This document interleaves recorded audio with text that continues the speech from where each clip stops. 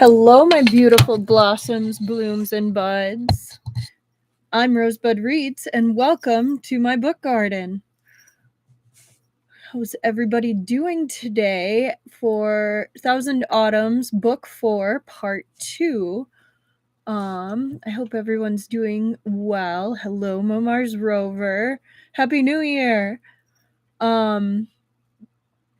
I am feeling better. I still have like one more day before my voice probably comes back to normal. Still have some sniffles, might get the occasional cough, but I am doing much, much better than I was last week. So this will be a much better video this time. Again, I'm so sorry for last time. We made it through, but it was definitely a bit rough. Hello, Chi-Chi Kiki. How you doing tonight? Did anyone do anything super fun over the weekend? Have anything exciting happen? I kind of have something exciting that we can do together tonight because I found out not too long ago that one of the dates for Bingha's birthday is actually today. So it looked better about a minute ago because it kind of melted a little bit. But I have a brownie with some whipped cream and a little candle. And I've also got a Bingha. So, but yeah. Hi, Annika. Thank you. I'm glad I'm feeling better too. No, I had influenza A. So it kind of took me out at the knees. But yeah. So I'm gonna just light it real quick. Yeah, no, it was rough. So, ta-da! Happy birthday, Bingha. And we all know what he wishes for: to get pegged by his husband.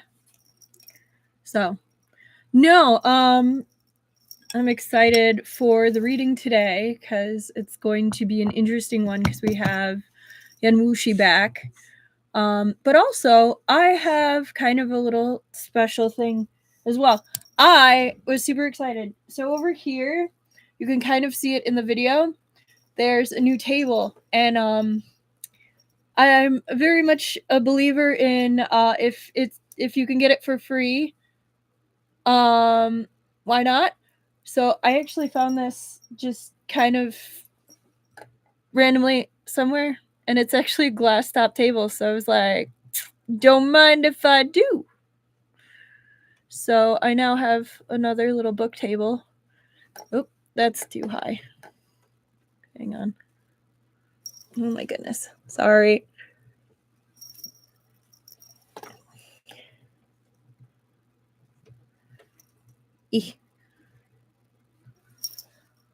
Close enough. But also, I kind of have some new books that have come out recently that I wanted to discuss before we get started.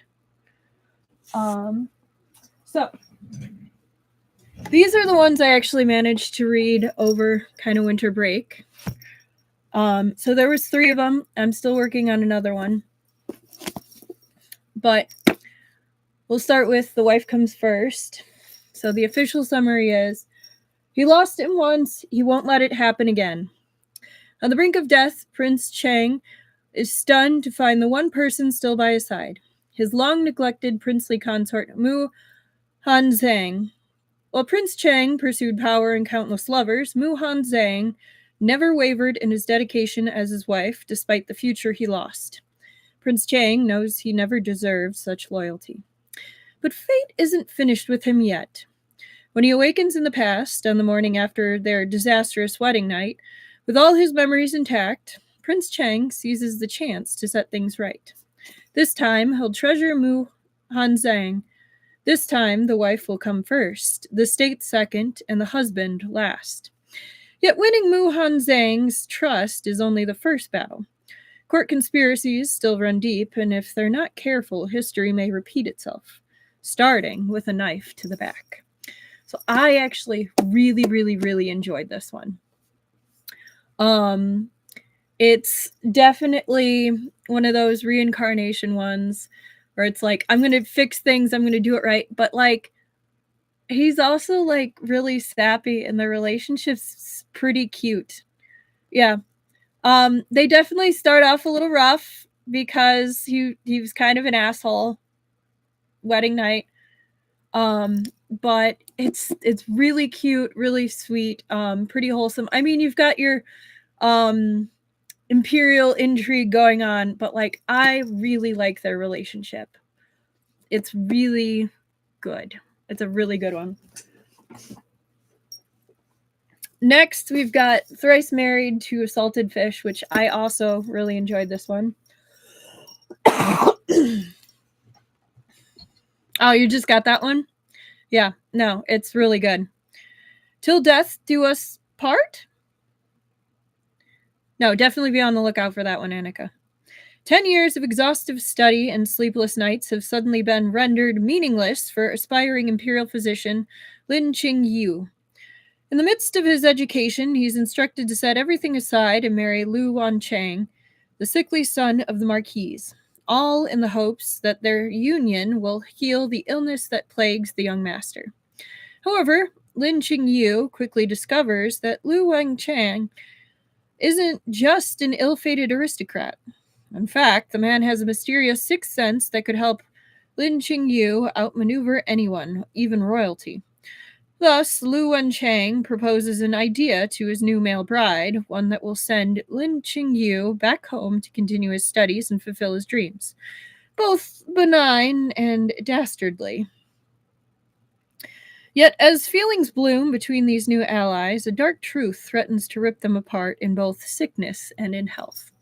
So, this one is super intriguing because it's one of those where instead of being from like the transmigrator or the reincarnator's point of view, it's from the outside looking in.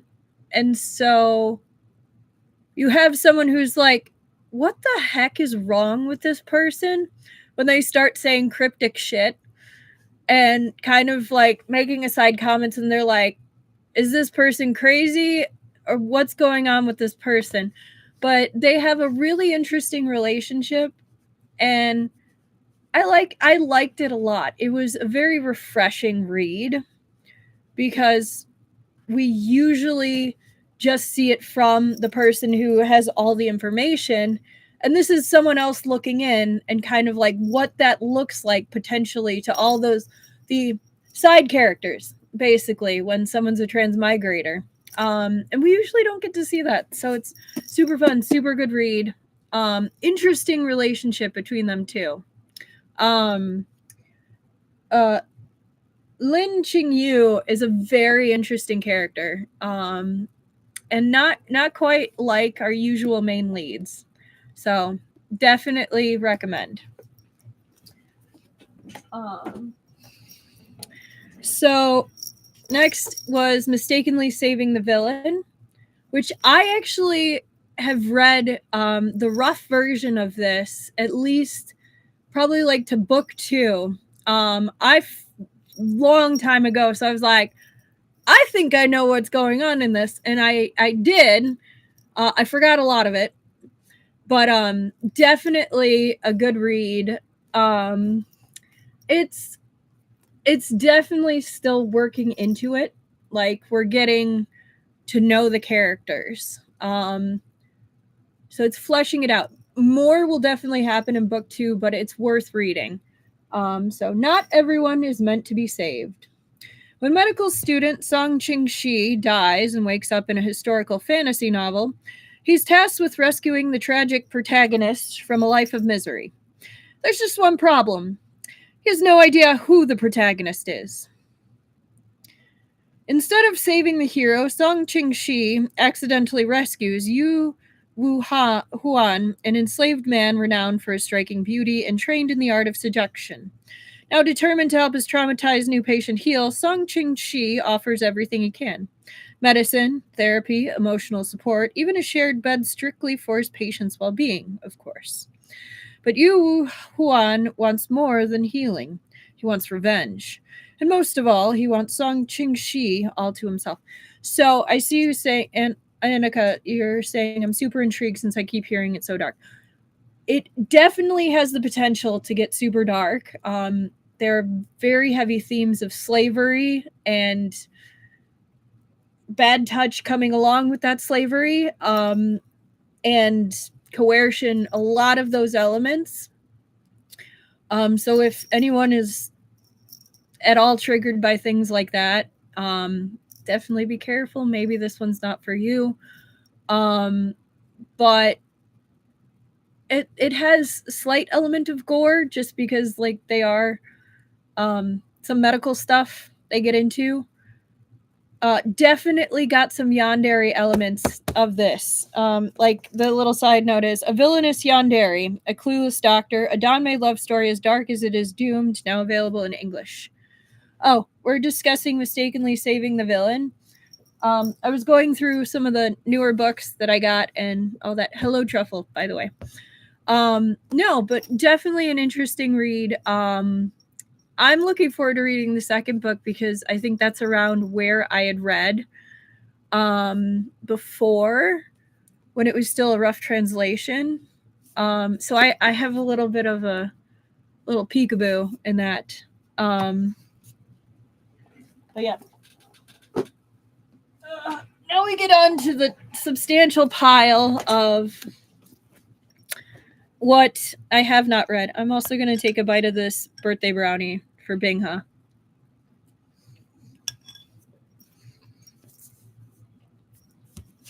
So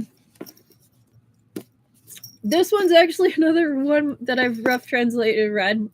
I've read all of this, but it's been a long time. No, you're fine. We're just talking about books right now.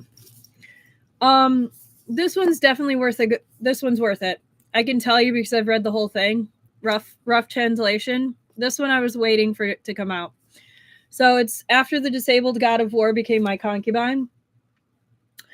So a professor turned prince, a general turned concubine. An outrageous thesis has just hit the deck of esteemed history professor Jiang Sui-shou. Dubiously source, it tells the story of the General Huo Wuju, a man who was captured, incapacitated, and forced to serve as concubine to his enemy's brother, the cut-sleeve prince who enjoyed men in his bed. For 3 grueling years, the general lived as a prisoner until he escaped and sought vengeance against his tormentors. Convinced the story is pure fiction, Jiang Sui-shou brands the thesis a failure, that is, until he wakes up as the cut-sleeve prince himself.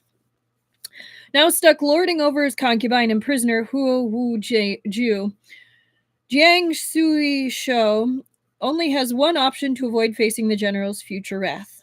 Ally himself with Huo Wuju. Still, this strategy could backfire if Huo Wuju were to get the wrong idea about his intentions. It is super good, very interesting. I like the fact that they do both perspectives, and multiple perspectives of the characters. I haven't read the fully like translated and transcribed work that wasn't like rough translated. This one I will definitely get to, though. I'm looking forward to this. Let me see. Now onto some of the ones that I like I don't think read rough translations of. But I've got a goal of working through my TBR. But spam. I have been getting so many spam calls recently. Okay. This one came yesterday, and it's the White Cat's Divine Scratching Post. So what once strayed may yet return. In his former life, Mo Tian Liao was a feared demonic cultivator, renowned for forging spiritual weapons of devastating power. But just as he was about to complete a weapon capable of destroying the world, the righteous sects banded together to take him down. Before his death, he managed one final act of devotion, saving his beloved white kitten. 400 years later, Mo Tian Liao awakens in the body of a divine tree. alive but stripped of spiritual power. To survive in this new era, he must start over from scratch by joining a righteous sect as a humble disciple. His new master, Qing Tong, a man of ethereal beauty and unmistakably feline mannerisms. The more time Mo Tian Liao spends with him, the more he begins to suspect that this aloof, elegant cultivator is not the stranger he pretends to be. Yeah, working through Meat Bun, it's a roller coaster. You maybe saving these as like sweetness at the end is not a bad idea. Truffle. That one sounds super fun. I am definitely excited to read this. I'm working through Copper Coins right now, and I'm like halfway through the first one. And then we'll do the second one, and then we'll move on to some of these. But then we have The Villain's White Halo. Oh, nice. Case Files is good too. Hang on. Okay. Villain's White Halo. So he wanted to be feared. Instead, he's adored. Yin Bai Yue feels scammed. After dying as a 2-bit villain in a multitude of worlds, he dreamed of becoming the final boss in the next world he's reborn into. Unfortunately, the malevolent fiend Halo he purchased from the Rebirth Company seems to be malfunctioning. Instead of inspiring fear in those who inhabit his new reality, his fellow cultivators see him as a do-gooder. Oh my god, I think I have read this one. If this is what I'm thinking of, it's really funny. And this includes the Bleeding Heart protagonist Liu Chuang, the very man Yin Bai Yue just tried to murder.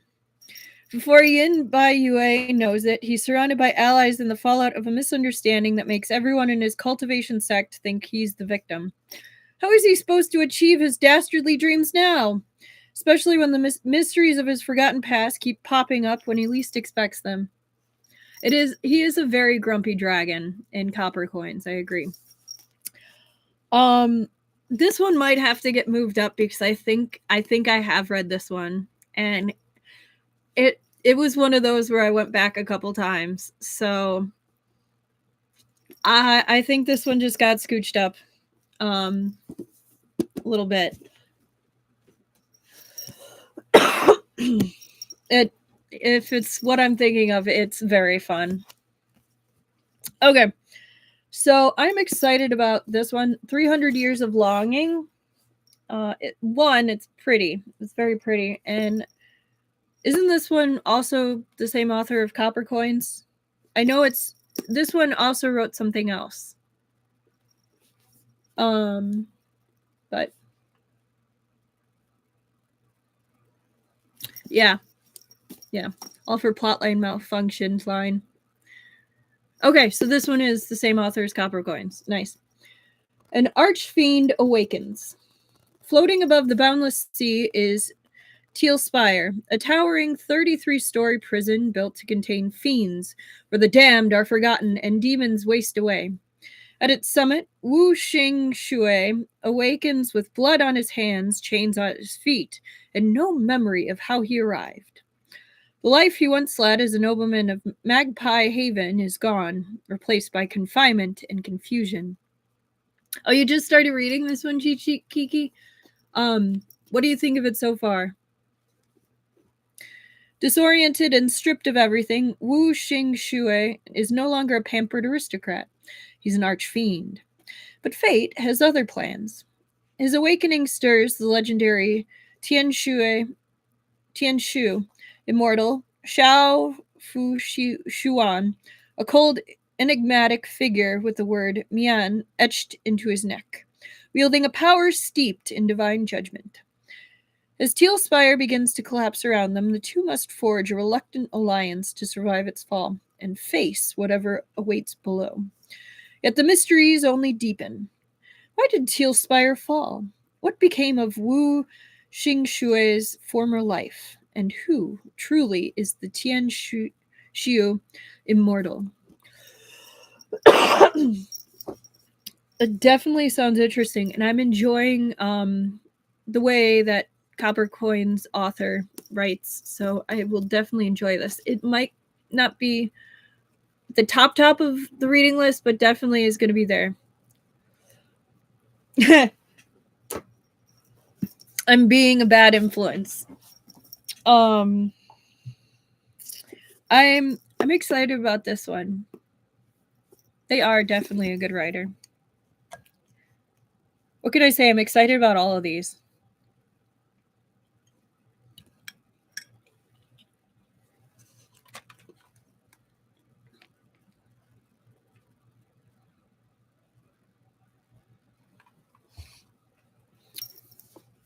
Okay.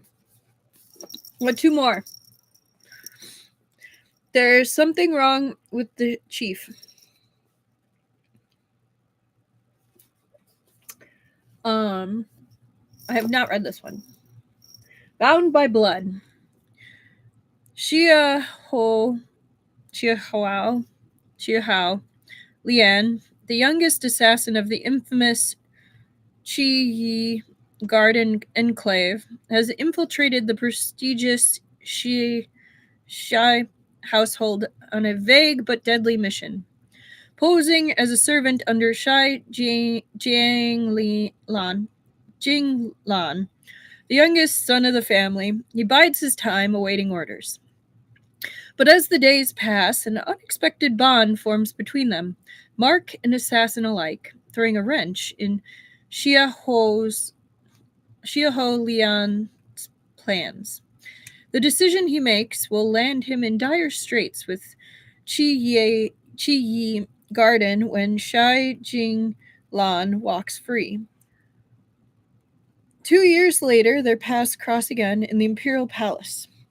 Forced to walk a perilous tightrope of security, both boys hide dangerous truths from one another. Something is terribly wrong, and they can both feel it. As one of those secrets spirals into mortal danger, an assassin from Qi Yi Garden, familiar and fearsome, arrives with an ultimatum that threatens to tear their fragile bond apart. And then the little side note. A tragic past and a deadly world of assassins spark a love that defies fate. This fan favorite Danmei. Okay. You really like Beauty's Blade. It's a fair amount of fun in if this is I'm going to the dark side plots. Fuck this, I'm going to the dark side plots. Okay. It's like Thousand Autumns Through a Funhouse Mirror. I tried to order that, but they were out, so I might have to actually go to my my Asian market in person and grab Beauty's Blade. Not like I don't have a list, but it is on the list. It's just not available right now. So, all right. Last one. This is me actually stepping a little out of my comfort zone, which is definitely ancient cultivation novels. But I actually got this for both my sister and I because I did reading Christmas sort of thing where I gave my primary family members books for Christmas. And I'm really trying to get her into Danmei. And she's more into the the sci-fi kind of mystery elements, but more modern day, not as much into the ancient cultivation scene. So I tried to find a happy medium for both of us, and I am very excited to read Silent Reading, and I'm going to open it with you guys after I read the description. Really I'm more dangerous than you to get translated. Yeah. Yeah, no, I'd like more by he.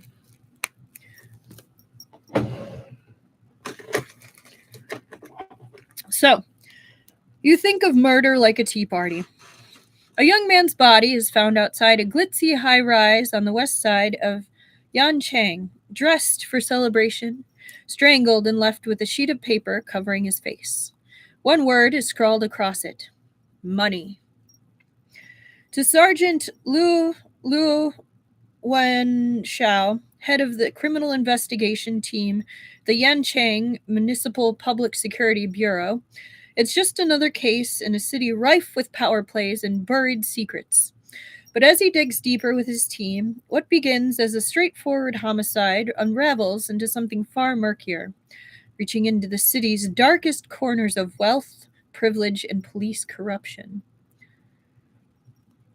And then there's Fei Du, the aloof, razor-sharp CEO of the Fei Corporation, who seems to know far too much about the murder, and about Liu Wenxiao himself. Once a troubled youth with ties to Liu Wenxiao's past, Fei Du now walks a fine line between brilliant ally and inscrutable suspect. His insights are disturbingly precise, his motives frustratingly opaque. As the investigation twists through layers of trauma and moral ambiguity, Liu Wenxiao finds himself reluctantly drawn towards the very man who unsettles him the most. But in a city where justice is easily bought and truth wears many masks, can neither man afford to trust the other? One of the things I actually heard of, I don't know where this tradition is from. I think it might be Norway.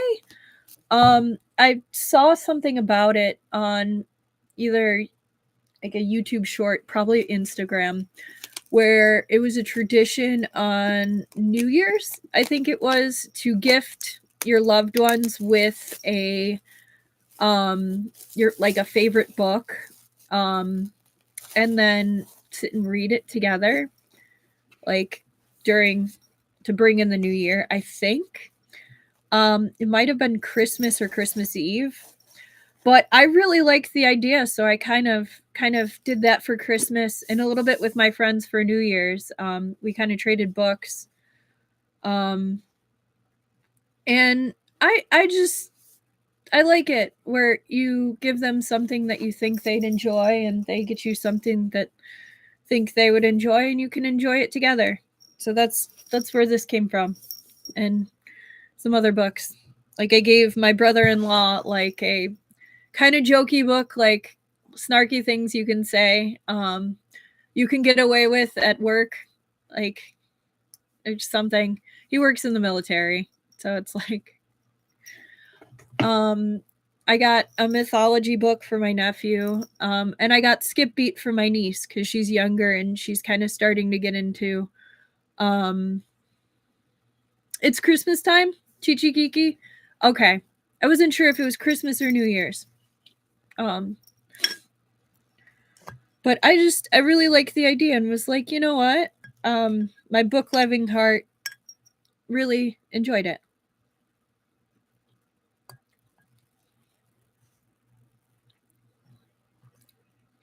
Yep, Christmas Carol is one of those kind of traditions where you just kind of need to know it. Okay. Let's look and see what goodies I got from the special edition. Ta-da! First off, we got a very cute sticker page. So apparently there will be a cat.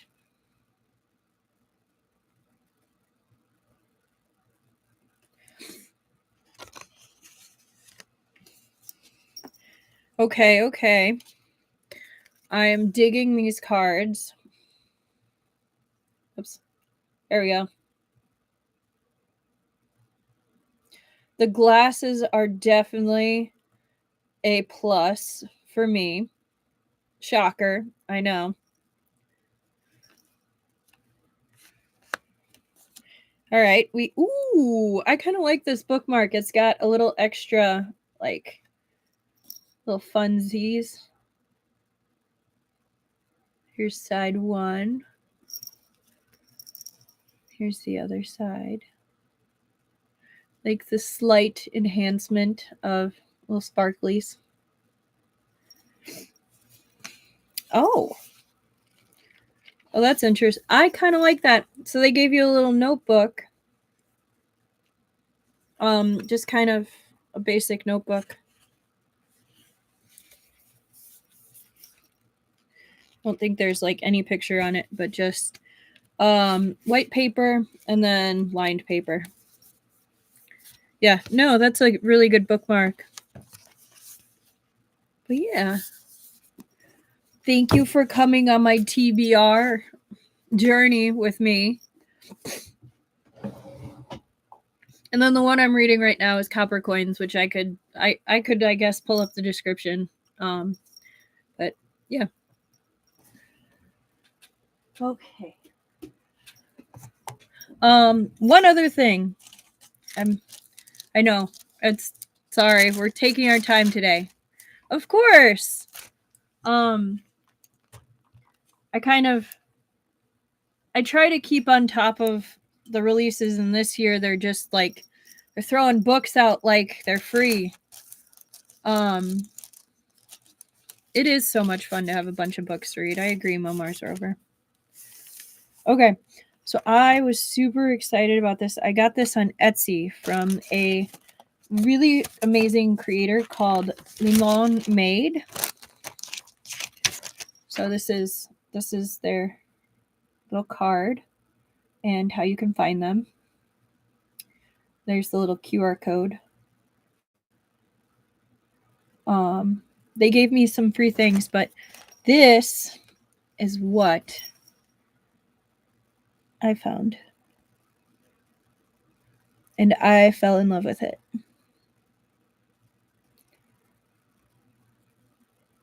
I absolutely loved the design. It's such a cool mix between like cultivation and like modern. And just such a good style. And I love that they're listening to Wang Xin. But that is definitely going up on the wall. I'm gonna work on getting that better. I have some stuff coming tomorrow to actually redesign back there. But then they also gave me some freebies. Like, I'm not sure if this is just an original character or if it is a character, but like it's gorgeous. Hello, Esper Lady. You haven't missed any of the reading. I just was kind of going through some of the wonderful books that I've ordered. Some of them I've read, and some of them like are on the TBR list. This is also, I think, just an original print. Just pretty funny. I like it. So I might, if I can figure out how to do it, I might just make a short little video about kind of like, hey, here are some of these recent releases, and there's a cutie cow. Very cute. I thought it was really cool that not only the Wang Xin print, but like the freebies as well. Yeah. So little fun thing, Esper Lady. Today is one of the days that some people consider Bingha's birthday, so I'm slowly eating a brownie. But yeah.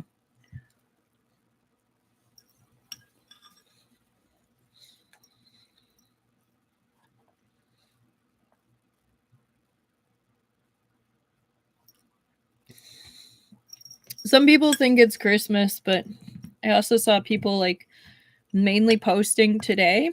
So I was like, oh, today works.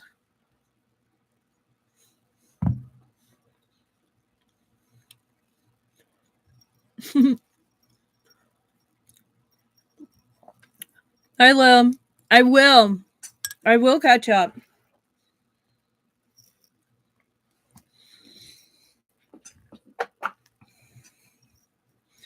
So, 1 second.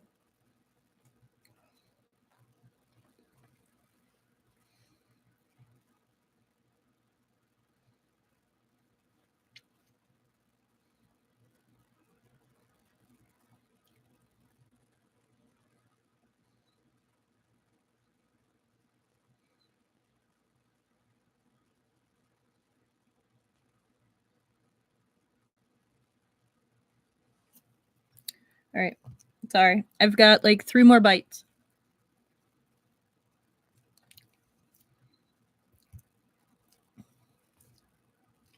So, Lily in the chat right now, that's actually my sister, the person who I gave silent reading to. Who I'm excited that you popped up into the chat.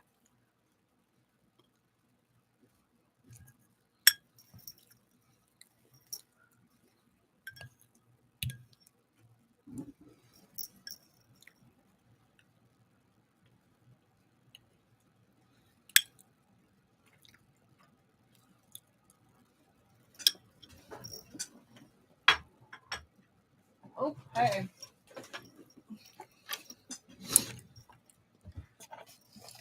Okay. So, let's go ahead and get started. I know we kind of had a little book break there, but I thought it was kind of fun. Oop, got a little brownie. Whoops. So, what is the time? So then I will start and set the timestamps.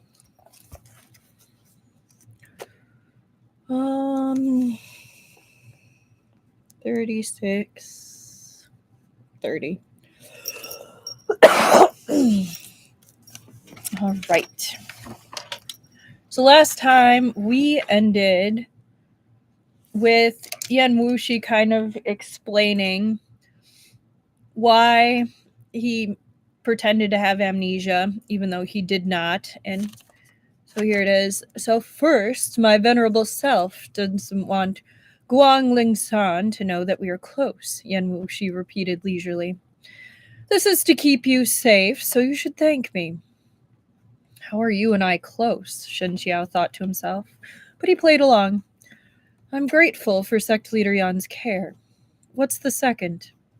The second reason, said Yan Wushi, was naturally to see her dumbfounded, disbelieving, and utterly lost expression. It was quite entertaining, wasn't it?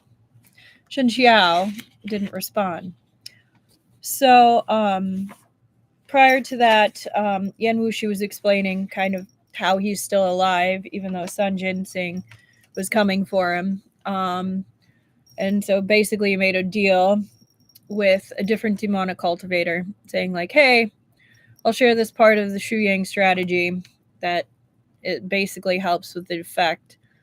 I don't actually know. Modu? I haven't seen that one. I'm sorry. But yeah, that's kind of where we're at. So, Chapter 91, Playing Weki. Yuan Song hadn't thought that he'd wake to another person in the room. He even thought that he must still be half asleep. He blinked several times, then rubbed his eyes, unable to help himself. Only then did he tentatively ask, Sect Leader Yan? Justice in the Dark. I will add that to my list, but I can't help you right now, Truffle. Sorry.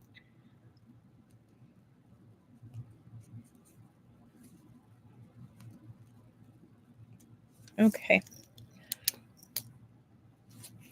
This entire trip, he'd behaved himself like a miniature adult, and it was rare for him to do something so childish. Shen Qiao was secretly amused and said gently, I trust that you know this man. He's indeed Huan Yue's sect's leader, Yan. You should greet him properly. Yuan Song cupped his hands and bowed. As the junior Yuan Song greets sect leader Yan. Yan Wushi made a sound of acknowledgement, which was already quite obliging coming from him. No need for courtesies, he said. We last met 2 years ago, but a glance from me is enough to see that you've grown quite a bit. I'm grateful to sect leader Yan for his praise, said Yuan Song. In that case, would you like to apprentice under my venerable self? Said Yan Wushi. Shen Qiao stared at him. Yuan Song was dumbfounded. Uh-huh? A faint sullenness came over Shen Qiao's face. How unkind of you, sect leader Yan. When did you sink to the point of stealing someone else's disciples? Yan Wushi gave a leisurely smile. Look at his reaction. He didn't immediately refuse. In fact, he even hesitated after hearing this suggestion of mine.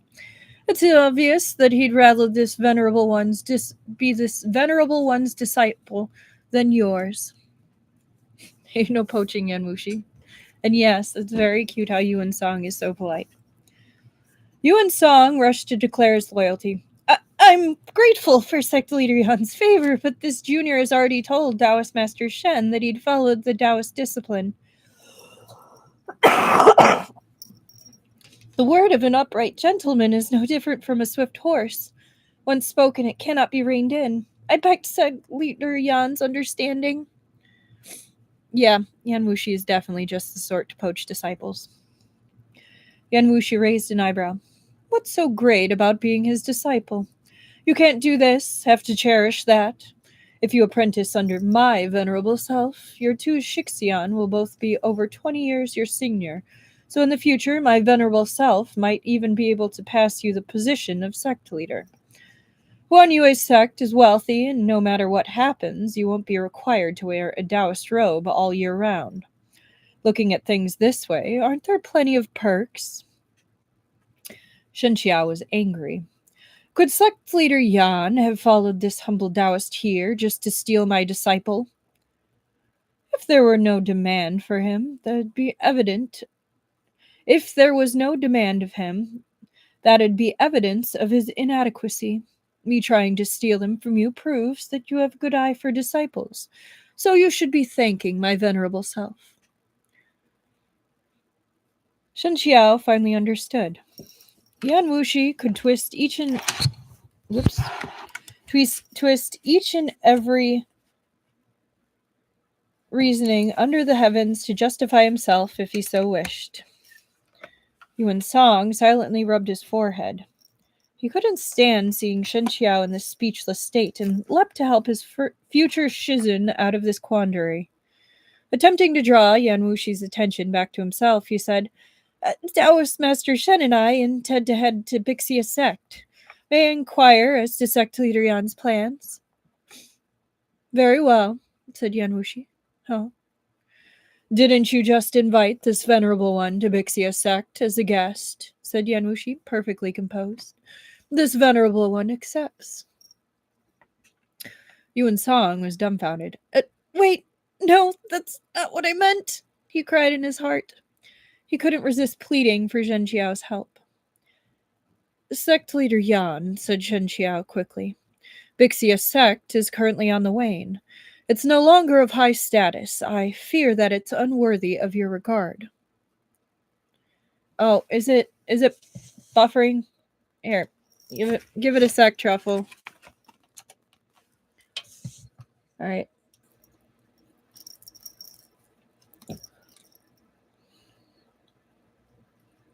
I hope that's better. No. I prefer that people speak up when it's buffering or being weird.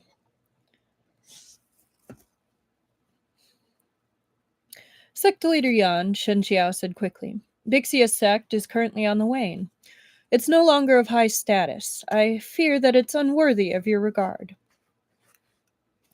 Ah, said Yan Wushi. No matter, this venerable one does not mind.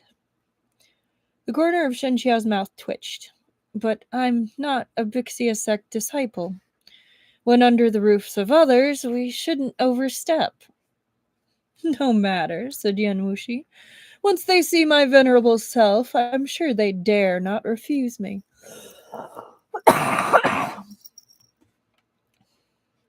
Shen Qiao was speechless for a moment. Finally, he couldn't take it and said, This humble Taoist is puzzled greatly over something. Bixia Sect and Huang Yue Sect have no relationship, and the former is on the decline, so it has no benefits to offer Huang Yue Sect. So why does Sect Leader Yan insist on going? Naturally, it's for you, said Yan Wushi. Why else would my venerable self grace that tiny sect with my presence? And once they see me, how could they dare refuse? They'd be falling all over themselves to welcome me. It was truly impossible to continue this conversation any longer. Shen Qiao was about to spill blood in rage. It was like Yan Wushi was acting oblivious and perplexed on purpose. What he understood even less was Yan Wushi's subtle shift in attitude after some time spent apart. The more he ruminated on this, the more it disturbed him. After a long period of silence, he could only force out a single sentence. What if I refuse to let sect leader Yan come along? Yan Wushi was astonished. Just now you said you had no right to decide anything, so how does your permission matter? Why are you being so unreasonable, Taoist Master Shen? Shen Qiao gave up. Yuan Song gazed at his future Shizen, his eyes full of sympathy. Then Yan Wushi suddenly turned to him. Do you really not want this venerable one's to be this venerable one's disciple? Caught off guard, Yuan Song shook his head back and forth like a rattledrum. Yan Wushi didn't say anything. He only gave a faint smile as gentle as water. But with this smile, a shiver traveled through Yuan Song's body. And just like that, the traveling party of 2 grew to 3. When faced with someone who didn't understand no, who couldn't be chased off, and who Shen Qiao probably couldn't even fight off, he could only choose to ignore him. However, Yan Wushi's entire existence was, intrinsically, quite difficult to ignore. As the 3 walked together, his face, so handsome it bordered on supernatural, it would instantly draw the notice of others. For example, when they were staying at inns or enjoying meals, practically every concierge considered them a group and assumed that Yan Wushi would be paying the bills and calling the shots. So they all rushed towards him. Shen Qiao made fruitless attempts to correct them, which left him physically and mentally exhausted. Just like right now. The 3 of them had already arrived at the foot of Mount Tai. The sky was dark, so they planned on staying beneath the mountain for the night before making the climb. It was the best season for sightseeing trips on Mount Tai. The inns at the foot of the mountain were usually full, and it was clear the innkeeper hadn't expected guests to arrive at such a late hour. He quickly came out personally to greet them, then had the concierge serve them enough hot food to fill the table. Smiling apologetically, he said, I'm truly very sorry. These days, there have been a great many guests who wish to sightsee, so we only have 1 room left. Will this be acceptable? Yan Wushi sent Shen Qiao a glance. Shen Qiao had already given up on correcting others who assumed that they were traveling together. He didn't speak, but let Yan Wushi respond instead. Faint amusement flashed through Yan Wushi's eyes. He leisurely replied, That works. How large is the room? Not that big, said the innkeeper with a laugh. There's only an inner section and an outer section, but it's elegantly furnished. Once your esteemed self sees it, I guarantee your satisfaction. There's no inn in the surrounding 10 miles that compares to ours. And Wushi nodded. Then bring us a wake, set. At this time of year, most of the sightseers were literati. To cater to their preferences, the inn had made some preparations, so the innkeeper smiled and said, yes. He also threw in some flattery. My lowly self assumed that the 3 gentlemen were men who wandered the Jianghu. Never did I expect such intellectual hobbies. Masters of both pen and sword, truly outstanding. Shen Qiao really couldn't figure out why Bixia sect held any appeal to Yan Wushi, so he had been forced to conclude that it was a whim. However, he hadn't expected that this whim would send Yan Wushi tagging along for the entire journey, saying nothing about going their separate ways. Now that they were about to enter Bixia sect's gates, Shen Qiao felt his head throbbing non-stop, fearful of what trouble this fiend might unleash upon the sect. He tried again and again to get rid of him, but it was to no avail. Instead, he spent the entire journey being messed with, which left him thoroughly despondent. Upon hearing that all the inns within 10 miles were full, Shen Qiao couldn't help a slight frown as he considered whether they should climb the mountain that night. After all, Bixia sect was located just halfway up the mountain. If he hadn't been considering Yuan Song's youth and frailty, a small distance like that would have been no issue. Yan Wushi seemed to have read his thoughts. Why don't we let Yuan Song sleep on the bed and the two of us can play some weki outside? Yan Wushi's flirting tactics seem to consist of being a bit of a pain in Shen Qiao's direction, and it's hilarious. It really is, Milmar's Rover. His style is very much pigtail pull.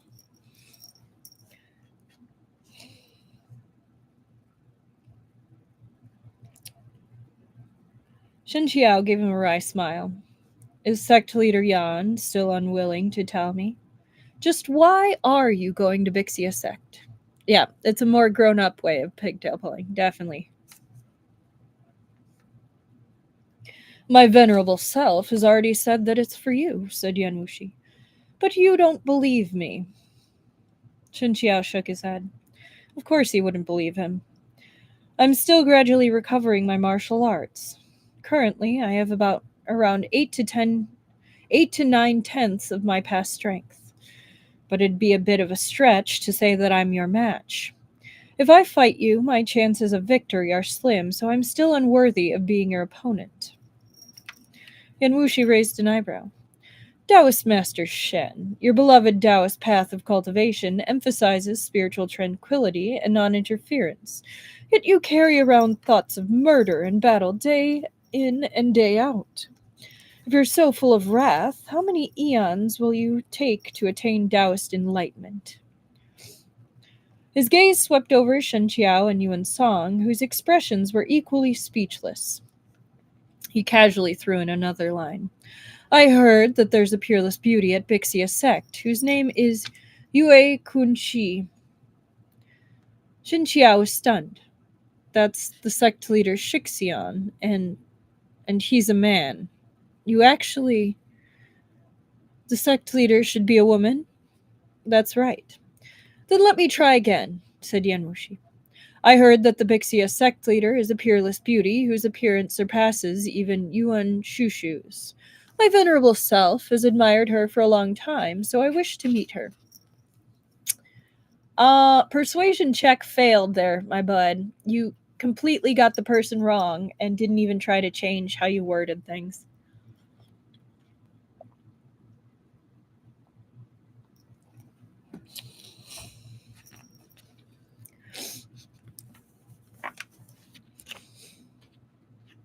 Shen Qiao stared at him. You don't sound like you've admired her for very long at all. Whatever the case, Yan Wushi insisted on coming, and Shen Qiao was helpless to stop him. Without understanding his reasons, he couldn't very well take it upon himself to deny him entrance, breeding enmity between Yan Wushi and Bixia sect for no reason. Yeah, Yan Wushi lost his touch for lying.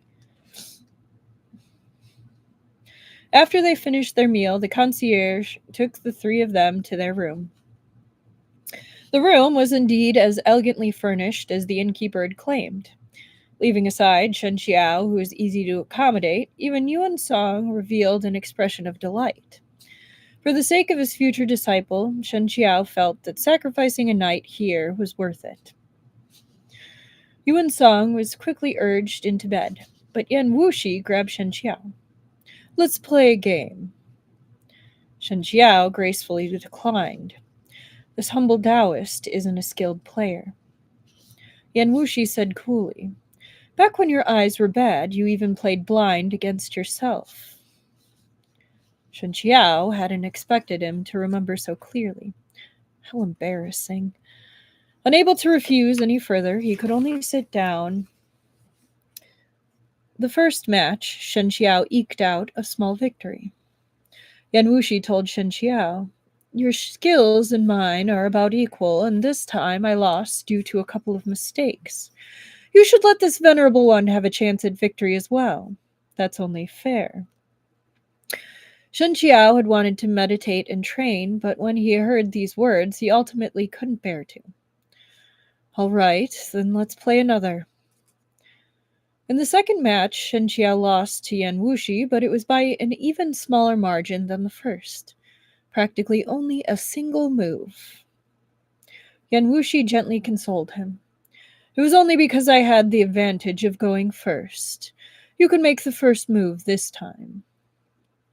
Shen Qiao frowned as he stared at the board, thinking that something seemed off, but never having been the competitive type, he responded right away. Let's stop. Wins and losses are unimportant. You won once, and I won once. With this, we're even. The game is akin to the sword, said Yan Wushi. Did you gain any insight? Shen Qiao was taken aback, then scrutinized the board for a moment before shaking his head. Forgive me for being slow. I don't see it. Let's play another game, said Yan Wushi. This time, appreciate it properly. Advancing and retreating are akin to swinging a sword at an enemy. If you grasp this, the rest will follow. Shen Qiao had always admired his insight into martial arts. He immediately agreed and approached the game with greater seriousness. He really is too gullible, Yan Wushi thought. Spin any sort of nonsense and he'll believe it. With their third match, the two of them finally played to a draw. By this time, the ends of the pitch-black sky were now edged in a faint gold. Shen Qiao stared at the board for a long time before he finally couldn't take it anymore. I heard that the board is like a battlefield, and one can thoroughly understand the hearts of men and the art of war through it, but I can't see anything related to the sword here. Did you lie to me on purpose? As if nothing was amiss, Yan Wushi said, Of course not. You misunderstood. Naturally, he would admit that he had only done it because he found the sight of Shen Qiao struggling as he deliberated incredibly entertaining. Then may I ask sect leader Yan to explain the insights he gleaned so that this humble Taoist may grasp them as well? Yan Wushi stood up. The sun's risen. This venerable one will wake Yuan Song. Without carving, jade cannot be made useful. He should practice the sword. Shen Qiao was speechless. So I wanted to finish that chapter real quick, and then I'd show you.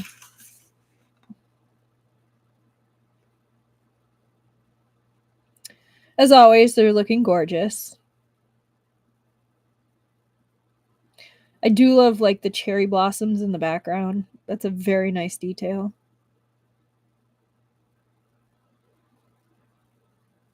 He really is having such a good time. I really like this artist. The way they use the background.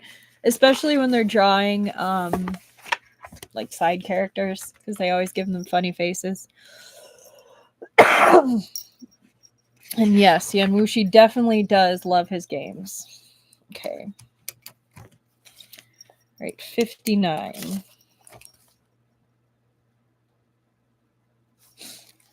I'm going to blow my nose real quick, though.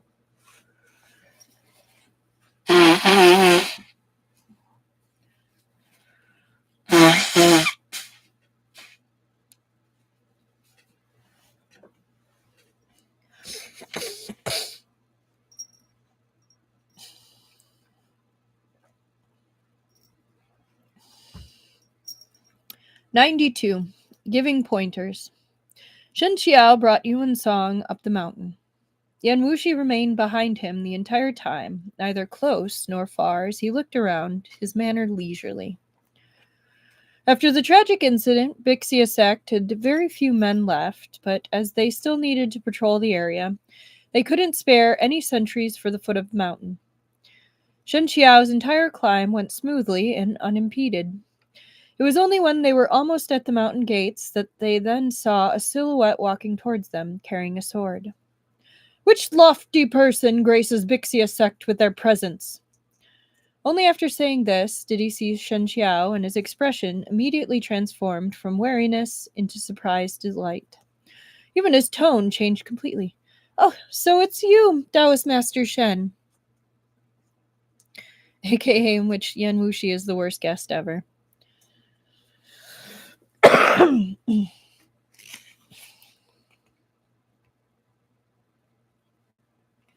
Shen Qiao laughed. "Yuan Bai, your skills have improved yet again. Truly worthy of celebration." Fan Yuan Bai was Yue Kunxi's disciple, so naturally he was Shen Qiao's junior. There was nothing wrong with calling him by name. Back during Shen Qiao's duel with Kunyi, everyone from Bixia sect had been there as witnesses, making them all keenly aware of his abilities. So when Fan Yuan Bai heard Shen Qiao's compliment, he grew even happier. "I'm deeply grateful for Taoist Master Shen's praise. Please enter. Your esteemed self has always remained in Shizun and Zhangmen Shishu's hearts. With you gone for so long without news, they sent people to try and find some. We heard that you fought 2 of Huang sect's elders in Chang'an and that they perished beneath your blade. The entirety of Bixia sect was overjoyed. Your esteemed self is truly formidable." He never spoke much in front of outsiders, but the moment he got to know someone, Fan Yuan Bai had the tendency to chatter endlessly. Shen Qiao smiled, eyes crinkling as he listened. He didn't cut him off, but let him speak as much as he wished. Bixia's sect had much fewer disciples, but their hearts had grown more united. Even after such great losses, after experiencing all those sorrows, everyone's faces shone with smiles, and their relationships had grown more harmonious as well. On their way in, the group encountered only a few insignificant disciples. But Shen Qiao had performed the great deed of rescuing Bixia's sect from a crisis, so upon seeing him, those disciples had the same reaction as Fan Yuan Bai. And because of Shen Qiao, neither Yan Wushi nor Yuan Song were subject to interrogation as they climbed the mountain with him. It was just that Yan Wushi's appearance was too eye-catching, and he inevitably received much curious scrutiny. In contrast, Yuan Song was rather inconspicuous. Xiao Qi Ying just so happened to be discussing matters with Yue Kunqi. When she heard that Shen Qiao had returned, she quickly went out to greet him personally. Though it had been some time, Xiao Qi Ying was as elegant as ever. She couldn't be considered a peerless beauty, but she was fair and lovely nonetheless. Her status as sect leader had also given her a graceful composure no common woman could possess. Shen Qiao had never seen such a bearing on even Huan sect leader Yuan Shushu. Xiao Qi Ying cupped her hands and smiled. Taoist Master Shen has finally returned. Mount Tai is on the coast of the Eastern Sea, thousands of miles away from Chang'an, so news was slow to arrive. We heard of your 1-on-3 battle in Chang'an only a short time ago and were astounded by your magnificence. Never did we expect this. Speak of Cao Cao, and he will return. Qiao Qiao? Xiao. Shen Qiao returned the greeting. I was gone for quite some time and left Shiwu here. I've given sect leader Xiao much trouble. Taoist Master Shen exaggerates. Shiwu is a good child. He might be young, but he possesses great discipline and never needs prodding from others. Every day before sunrise, he attends morning classes with the rest of the disciples. He is ceaselessly diligent, day in and day out. Hearing this, Shen Qiao was naturally thrilled, and he turned to exchange pleasantries with Yue Kunqi as well. I think I was used to say Kunchai, but we're going to go with Qi. Xiao Qiying had already noticed the people standing behind Shen Qiao, one tall and one short. Now she smiled and asked, "And who are they, I wonder?" Shen Qiao gave a slight cough. One is Huan Yue's sect leader Yan, and the other, younger one, is Yuan Song. He's a child I brought from Chang'an, aka the, old prince's son, royalty. Nobody special. Being from Chang'an and having the surname Yuan, anyone who had heard about how Shen Qiao had fought Huan sect, rescuing a Yuan clan orphan from the midst of a 1,000-strong army, would quickly surmise who Yuan Song must be. However, everyone's attention was instead ensnared by the first introduction Shen Qiao had made. A man's reputation was like the shadow of a tree. Once his identity as Huan Yue sect leader was out, everyone had the same reaction. Their hearts gave a small jolt. The numerous curious glances and gazes aimed at Yan Wushi instantly became complicated. There was awe, fear, and shock, and some disbelief. Shen Qiao, hey, I need some babysitting help again.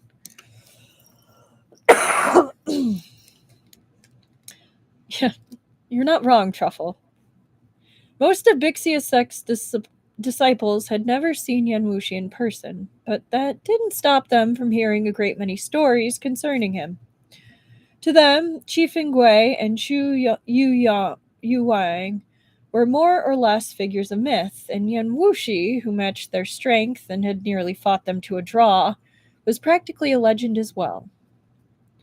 Under an assortment of measuring, scrutinizing gazes, Yan Wushi stood with his hands behind his back, his expression relaxed.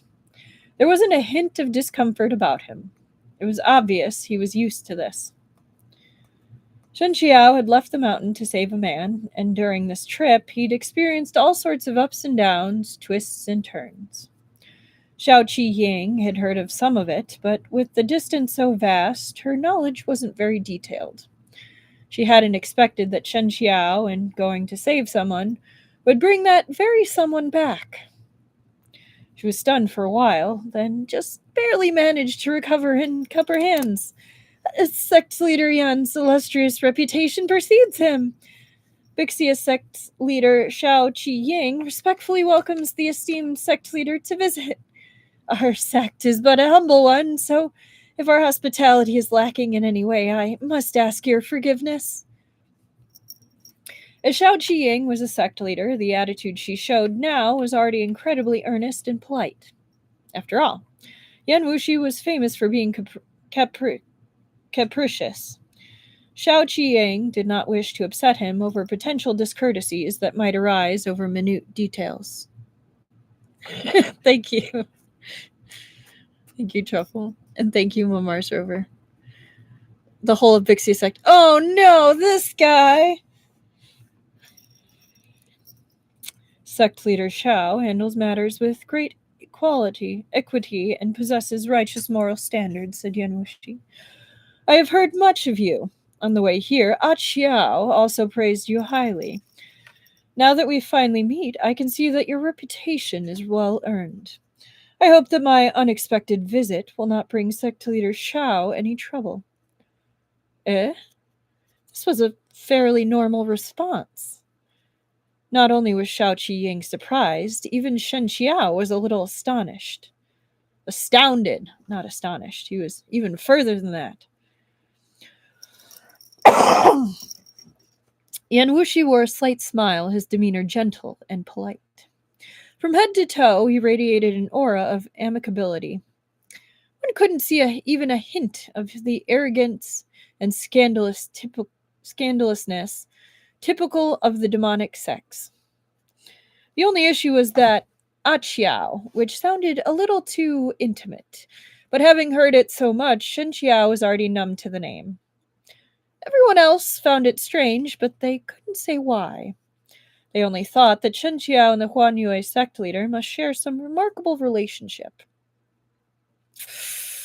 He wishes. With such a good start, everything that followed also went smoothly. Everyone gave their courtesies and took a seat. Having heard the news, Shiwu ran over. The reunion between master and disciple made for a moving scene. Shiwu was overcome with emotion and threw himself into Shen Qiao's arms in full view of the onlookers.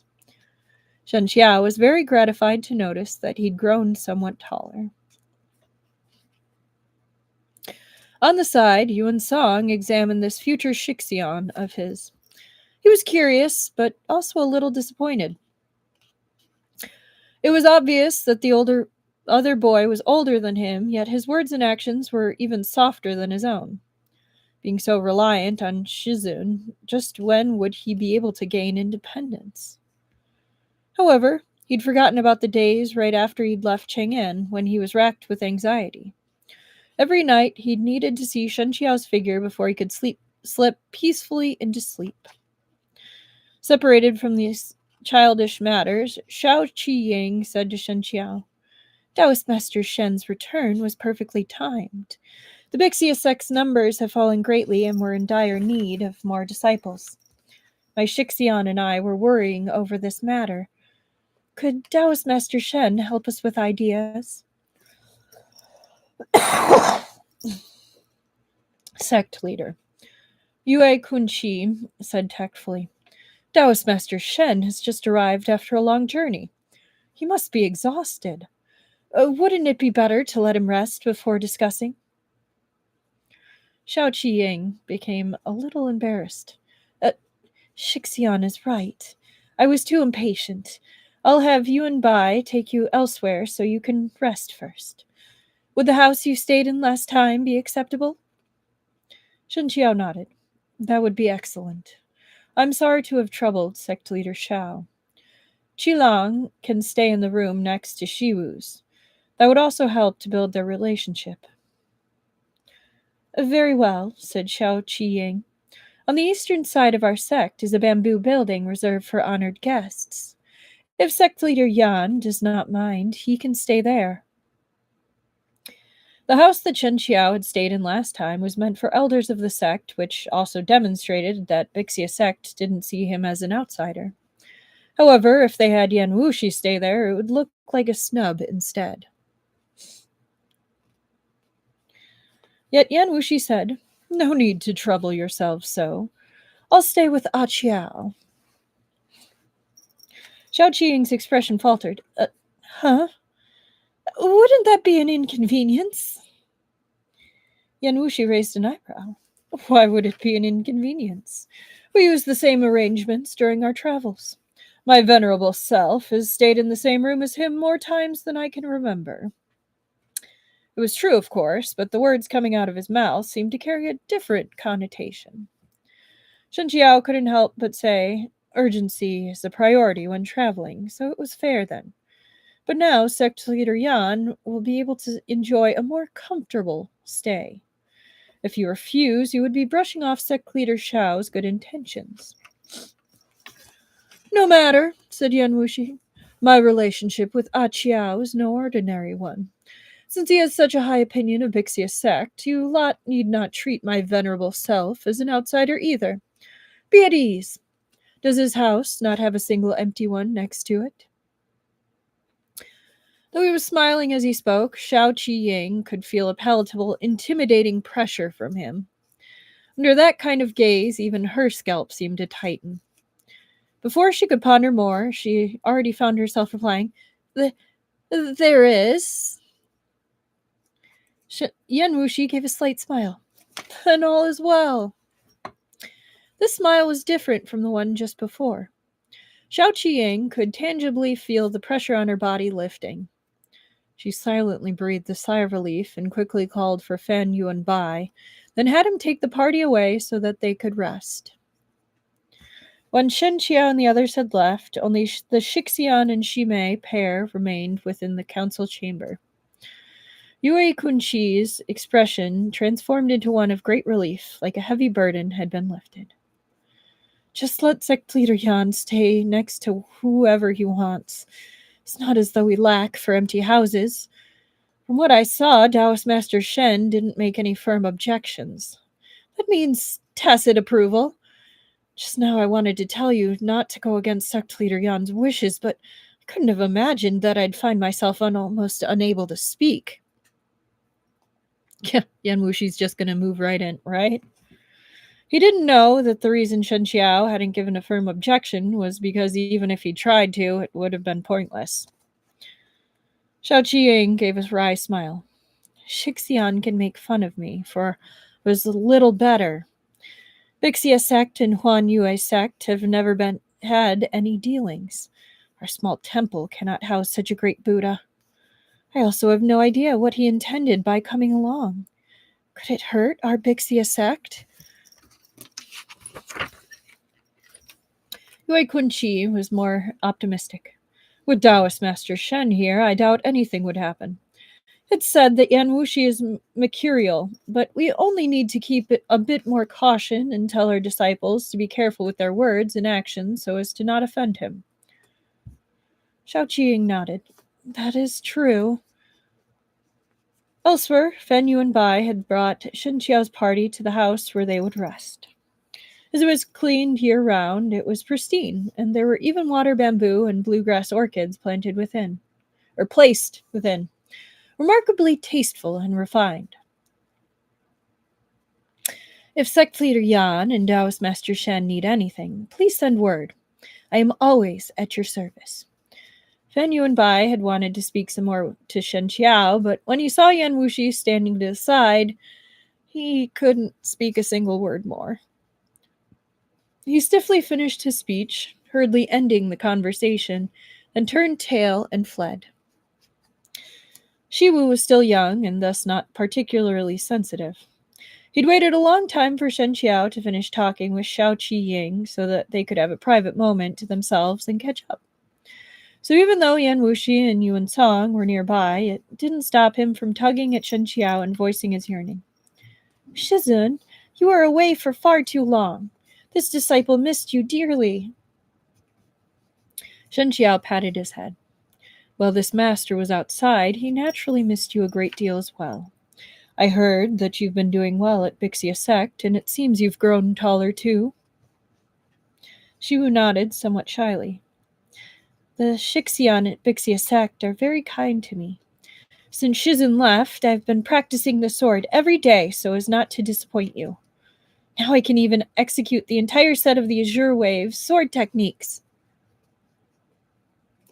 The tone of these words held a hint of childish sweetness and yearning for long unheard praise. Yuan Song couldn't resist pounding to himself. He's even a couple of years older than me, he thought. Am I really supposed to call him Shixian in the future? Shen Qiao smiled. Is that so? Then you can show me now. Shiwu hesitated. Will it disturb Shizun's rest? We already rested last night at the base of the mountain, said Shen Qiao, and it's not yet noon. The day is still early. This master is not yet tired. Hearing this, Shiwu happily went to retrieve his sword. He had studied the sword for less than a year, still, but a beginner, so he wielded a wooden sword rather than a real one. Beneath the attention of 3 people, he stood and bowed, then stretched his arm forth, twirling his sword in the manner of the first stance. His hand and sword rose and fell, and his every move was measured and systematic, structured and meticulous. Though not poor, his moves were also nothing extraordinary. Shiwu's natural talent was still a level below Yuan Song's, but Shiwu knew that he was only of average aptitude, so he trained twice as hard. His sword techniques were already quite adroit. Adroit? Adroit. I think that means like average or that, but I'm curious to see. 1 second. Adroit. Clever or skillful in using the hands or mind. The example is he was adroit at tax avoidance. That's funny.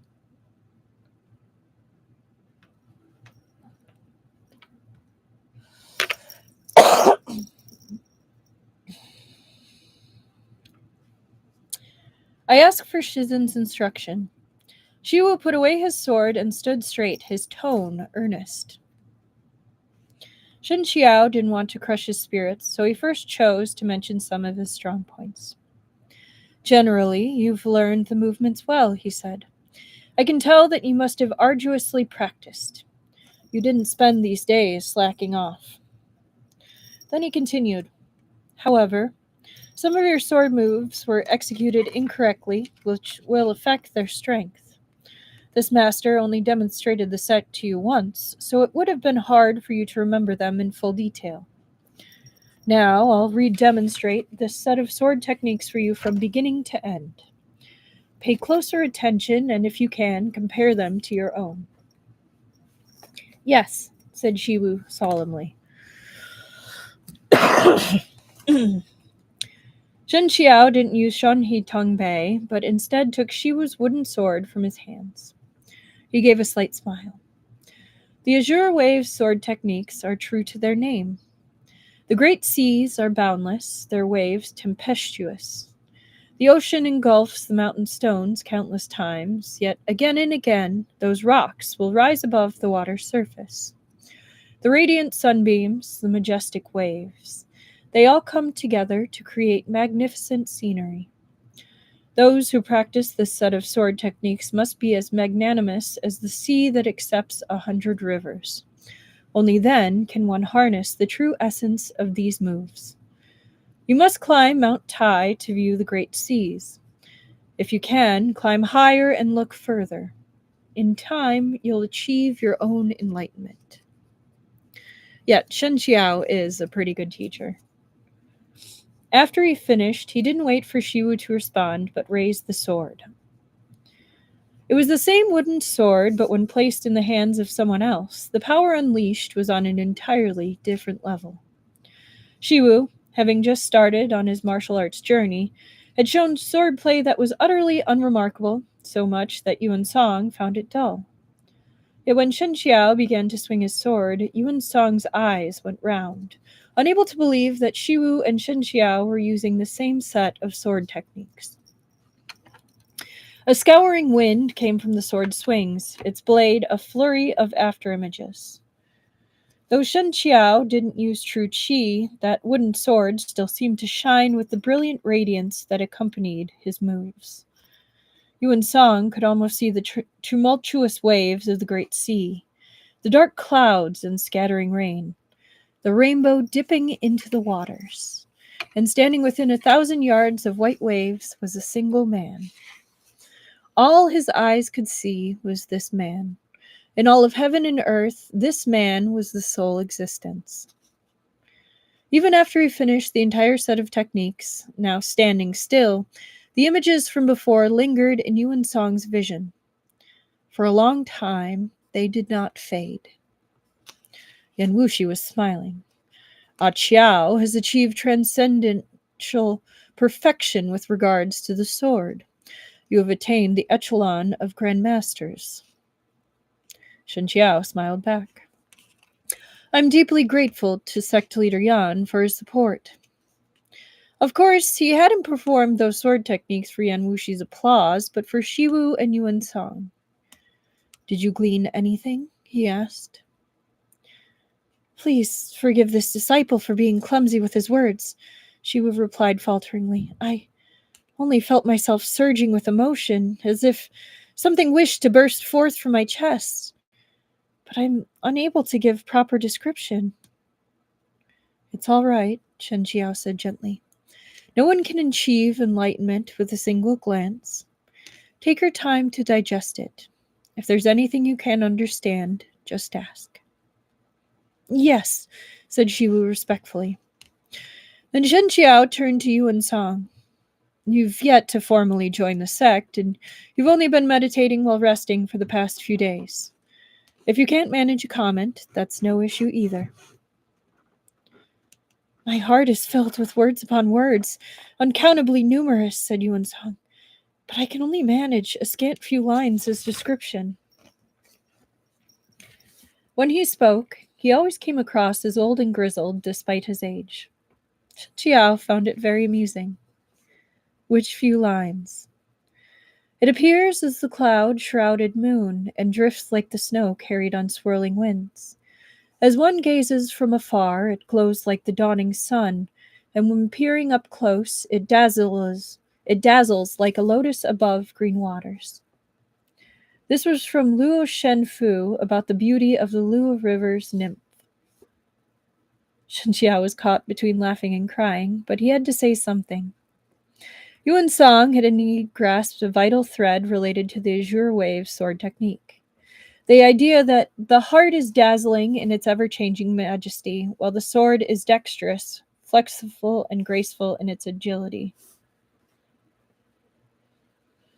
From that point, just from this point, Yuan Song indeed possessed more aptitude than Shiwu. Yan Wushi gave a silent sneer. He doesn't even have the slightest foundations for practicing martial arts. Reciting Luo Shen Fu was just him seeing the surface and trying to be clever. It'd be such a waste for such talent to be squandered on wordplay. Should let this venerable one sharpen and polish him thoroughly. He didn't wait for a response before his palm came down on Yuan Song's shoulder. The boy gasped, then his body dropped involuntarily. The acupoints of his upper body were sealed. Sect leader Yan? Yuan Song was dumbfounded, his body bent in a half-crouch and completely unable to move. The worst part was that he still hadn't known what he'd said or done wrong. Yan Wushi saw that Shen Qiao was about to speak, but stole ahead first. With the shadow of a smile on his face, he said, "Speaking so frivolously to your Shifu would merit a punishment even Huan Yue's sect, which you take as a demonic sect. Ah, Qiao, you're far too gentle when teaching your disciples. Surely I don't need to teach them proper discipline on your behalf." Shen Qiao's face was stony. "Have you finally given up on stealing my disciples, sect leader Yan?" Yan Wushi said leisurely, "Out of consideration for his life, I won't fight you over him any more. Otherwise, my venerable self fears that I'd end up killing him right after I accept him." On the first day of their meeting, no one other than Shen Qiao and Shiwu had witnessed how Yan Wushi treated Yuan Song, so all the disciples of Bixia sect thought him quite amiable, completely different from the rumors. They're going to learn. But on the second day, they soon realized they were wrong. Called it! After morning class finished, the disciples all gathered in the practice field to train and spar. Yan Wushi stood to the side, hands behind his back. Even in the case of a personal demonstration by Yue Kunqi or Shao Qi Ying, he'd pick at their flaws, pointing them out in an airy, condescending tone. Well, that didn't take long, right? I agree, Annika. The Bixia sect disciples were greatly displeased and took the initiative to challenge him. Each and every one of them was sent tumbling to the ground, and in the end, even Shao Qi Ying and Shu Kunqi fell in defeat. By the time Shen Qiao heard of this after exiting seclusion and hurried over, it was midday, and Yan Wushi had already fought the entire Bixia sect from top to bottom. Of course, with Yan Wushi's abilities, annihilating the entire sect was no difficult task. But a martial arts grandmaster pushing around a tiny sect like this, instead of picking on someone his own size? What's going on? Surely he couldn't be looking for some sense of fulfillment to amuse himself with. If not for Shen Qiao's presence, Bixia sect would have thought this man was here to trash their place. Standing before the immense fields of casualties, Shen Qiao could only pull a strained smile and apologize to Shao Qi Ying. Shao Qi Ying remained unexpectedly gracious as she waved her hand and smiled. Sect leader Yan only thought our martial skills inadequate, so he gave us some pointers. Bixia sect is too happy to receive such an opportunity. When she said this, everyone else began to feel that her words were true. Many of them would never achieve martial arts worthy of a sect leader in this lifetime, let alone anywhere close to Yan Wushi's. Everyone wished to be strong. Just the chance to spar with Yan Wushi once was more than worth it. Even if it had meant heavy injuries, let alone something small like getting thrashed and humiliated, it was invaluable to their journey on the martial path. With this thought, the disciples' gazes as they watched Yan Wushi instantly transformed from fearful displeasure to reverent yearning. Yue Kunqi had been clutching his arms and sighing about how stately his Shimei was, benefiting of a sect leader, when a voice nearby softly said, How does it feel to hold a torch for someone for decades on end while being too scared to confess? My venerable self has no experience with this. Please enlighten me. This voice was like an arrow to his heart, one that pierced right into a hidden place buried deep within. Yui Kunchi's hair stood on end and his face twisted in horror. Instantly, he looked at Yan Wushi with the expression of one who'd seen a ghost. Before Yue Kunchi could reply, Shen Qiao showed up and dragged Yan Wushi away. Yan Wushi didn't fight him either. He let Shen Qiao pull him aside, a bright smile still affixed to his face. Shen Qiao held his forehead. Sect leader Yan, are you bored with nothing to do? Yan Wushi said curiously, What do you mean, nothing to do? Every day I must amuse myself with you and give pointers to this useless rabble. I'm incredibly busy. The corner of Shen Qiao's mouth twitched. He was speechless for a long stretch before he found his voice again. You should have been in Chang'an, assisting the new emperor, yet you followed me such a vast distance to Bixia sect. I doubt you came here for something as trivial as sightseeing or messing with others. Are you still unwilling to tell me the reason even now? If you switch to a new address, this venerable one will consider telling you. How about that? Shen Qiao was baffled. What address? How about Yan Lang?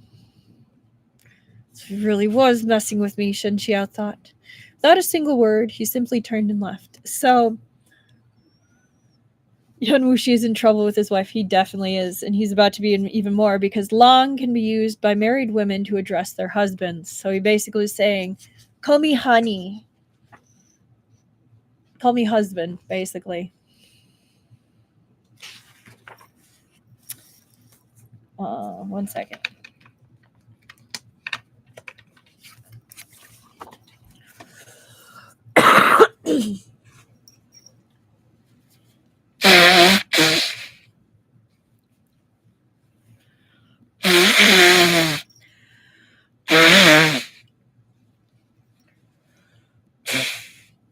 Oh, definitely more pigtail pulling.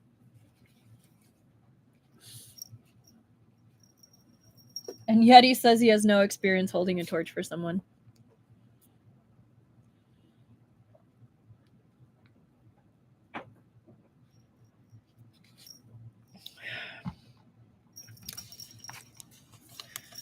All right. 93. 133. 30.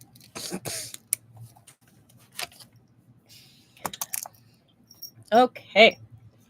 Chapter 93. Day to Day. There will be great changes to the current Jianghu. If you wish to return to Xuandu Mountain, it'd be better to do so sooner or later than sooner. So much a torch at this point as it is an army marching at night. Yeah. He's already decided. He's just bun going. And Wushi's words stopped Shen Qiao in his tracks. I'm just going to restart. There will be great changes to the current Jianghu. If you wish to return to Xuandu Mountain, it's better to do so later than sooner. And Wushi's words stopped Shen Qiao in his tracks. He was taken aback for a moment. Then he'd asked, How did you know that I wanted to go to Xuandu Mountain? Yan Wushi chuckled. Qiao, all your thoughts are written upon your face. I know you like I know myself. How could I fail to tell? Shen Qiao didn't realize that Yan Wushi was messing around with him again. Instead, he believed that Yan Wushi's eyes were sharp enough to see right through his thoughts. Even if he found the man's behavior disagreeable, the ability alone was valuable enough that he wanted to learn from Yan Wushi, hoping to patch his own weakness. He earnestly consulted him. I really can't bring myself to call you that. Even if I did, it'd only bring you brief amusement. How does that help you? I'm indeed inferior to you when it comes to judging matters and people, so I sincerely request an explanation. Sect Leader Yan, I'm willing to offer other things in return. Oh, careful there, buddy. You know about him and his tricks. Last time you made a deal with him turned out very interestingly for us, but not so great for you. Yan Wushi was all smiles. Very well, then. But you must remember that you owe me. Uh-oh. Shen Qiao thought for a while, then nodded. As long as you don't ask me to do something criminal or inhumane, nor will I betray righteousness. Not specific enough. In my opinion, said Yan Wushi, murder helps humanity. It eliminates scourges on the world who are wastes of space, hence it's not inhumane at all. So why are you so reluctant? Shen Qiao furrowed his brows. If you insist on using such twisted arguments, just pretend I never asked anything. He was about to leave, but Yan Wushi stopped him and said with a smile, all right, I was only joking with you. My venerable self will never ask you to do anything you consider criminal or inhumane. Surely that's fine. Shen Qiao's learning slowly. Yes, he is, Truffle. Not quickly enough, though. Their current relationship was a terribly tricky one. They couldn't be called enemies, but neither did they interact in the way expected of normal friends. At least Xiao Qiying and Yue Kunqi could never use such a tone when speaking with Shen Qiao. He didn't even find the words intimate or provocative. No such suggestive descriptors came to mind. He only thought that Yan Wushi had always been this way, erratic and mercurial, always doing as he pleased. He was used to it now, so it no longer mattered. Then please, grace me with your insight, Sect Leader Yan, he said. Seeing that he had gotten all he could, Yan Wushi decided to let things go. Do you know of Han Feng? Shen Qiao said. The Han Feng, who was once one of the 3 nobles of Qi with Mu Tibo? I remember that his daughter is an external disciple of Bixia sect. I met her once in Yichang, but as I was still blind then, I don't know what she looks like. Yan Wushi laughed. True, I'd almost forgotten. My Qiao was born so handsome, it's not surprising that she fell for you. She even took the chance to strike up a conversation, right? Shen Qiao was perplexed. Why are you mentioning her all of a sudden? Just because she has ties with Bixia sect? Is that why you came here? It's like Chu Bu Chi telling Fen Xiao to call him daddy. Yeah, it is. Is that why you came here? It is, said Yan Wushi, but not entirely. I had 3 reasons for coming to Bixia sect, and she was but one of them. In fact, she's the least important one. Harsh. Han Feng followed Gao Wei and surrendered to the Shou dynasty, but Han Yiying is much more loyal than her father. She insists that Gao Shao should take the throne, and she wishes to restore the country. Given her relationship with Bixia sect, it's highly likely that she'll arrive here to request help from her sect, to have them join her campaign to revive Qi. Bixia sect took severe losses after their tragedy, Shen Qiao pointed out. Even if they wanted to help, they lacked the strength. Furthermore, sect leader Shao is determined to keep her sect away from the power struggles of the secular world. If Han Yiying did come, she probably wouldn't agree to such a request. And Wushi disagreed. Deep down, you 2 know very well that being in the thick of things can prevent some people from seeing clearly. You should look for an opportunity to clarify this matter with Shao Qiying. If Qi wishes for revival, they'll need supply from the Gukturks. Bixia sect is but a small sect. If they overestimate themselves and collude with the Gukturks, fate will not be kind to them. Shen Qiao was confused. Sect Leader Xiao has never seemed like someone so foolish to me. You seem to hold some heavy prejudices against her. Has she wronged you before? Yan Wushi didn't answer his question and instead changed the subject. Yuan Yun elevated that bald donkey Shu Ting, but he also promoted Huan's sect, who are completely unrelated. He's undermining everyone, as emperors do, to maintain a balance of power. He believes that this will make it easier to exert control, but none of them are fools. Whether it's Shu Ting or Huan's sect, they can see through his plans, and they'll take this opportunity to aggressively shore up their influence. Is that why you said the current Jianghu will experience great changes soon? Shen Qiao was deep in thought. Huan Yue's sect had moved from open operations to covert ones. Well, it's good to lie low and bide your time. If Huan sect jumps to expand their influence, they'll inevitably clash with you. Aren't you worried about the losses Huan Yue sect might suffer if they do? And Wuxi smiled, completely carefree. Foolish Qiao. Now that they have you and Yun's support, they're like the high sun at noon. What's wrong with letting them bite and tear at each other? Why should I hop out and give them a free excuse to unite against me? As they expand their influence, they certainly won't let a gold mine like Shuandu Mountain escape. But that Shidi of yours, he's so proud and arrogant that he'd never take it lying down, so conflict will be inevitable.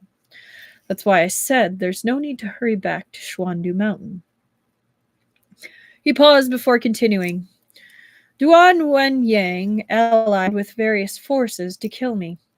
Even coordinated all sorts of offenses to have a father and son destroy one another. Do you understand why? Shen Qiao nodded.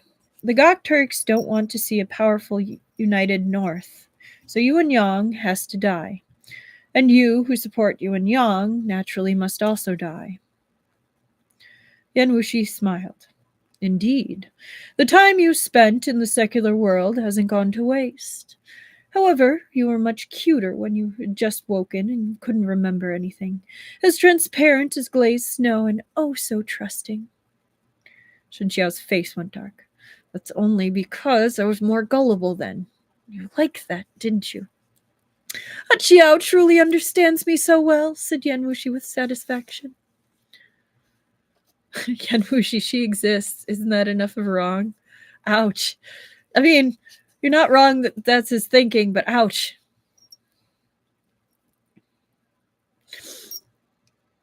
This man was beyond shameless. Shen Qiao desperately wished to turn around and leave, but he couldn't bear to just yet. Yan Wushi had said quite a bit just now, and though Shen Qiao himself had already figured out a fair amount, once the other man had spoken, it was as if the scattered wakey pieces had suddenly realigned themselves, like brushing away clouds to reveal the moon or the tides receding to expose the rocks. What you're saying, then, said Shen Qiao, is that the most worrisome enemy is neither Shu Ting nor Huan sect, but the Gukturks? This move from Duan Wen Yang was set in motion since the day he entered the capital to see Empress Ashina. That's a really pretty name, Ashina, said Yan Wushi. Perhaps it was even earlier. And the gold lotus ring he demanded from Su Wei's mother when he arrived at the Su residence, too. That was no ordinary ring. That's right, said Shen Qiao. Madame Qin and Duan Wen Yang both said so, that it was a keepsake. I've been dispatching people to investigate this entire time, said Yan Wushi. But I only received the answer a few days back. That ring is indeed a keepsake, but it's no ordinary keepsake. Rather, it's proof of that Hulagu's defeated all the martial experts of the Khaganate, a symbol of his status. It could be used to mobilize some 20-odd martial arts masters from all over the eastern and western Khaganate. The Gukturks occupy a vast territory, so those experts are usually scattered all over. Even the Khagan himself might have trouble summoning them. But this keepsake can do just that. and with half the effort.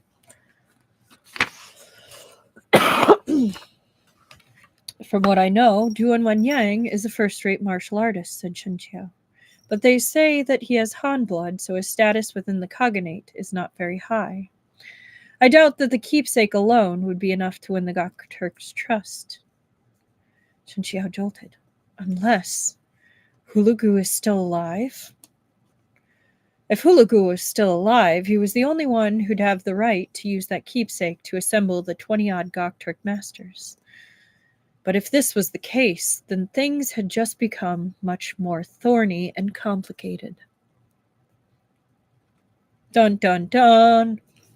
2 decades ago, Qi Fengwei had dueled Hulagu and eked out a small victory, forcing him to swear to stay out of the Central Plains for 20 years. Now the time limit was up, and Shen Qiao's Shizun had already passed on. If Hulagu was still alive, his martial ability could only have soared even higher. With the Gokturks' current movements, if Hulagu again entered the Central Plains, it would definitely not be for simple sparring and reminiscence. Once that happened, who could stop him? It isn't impossible, said Yan Wushi. However, as there's no evidence yet, you need not worry about it.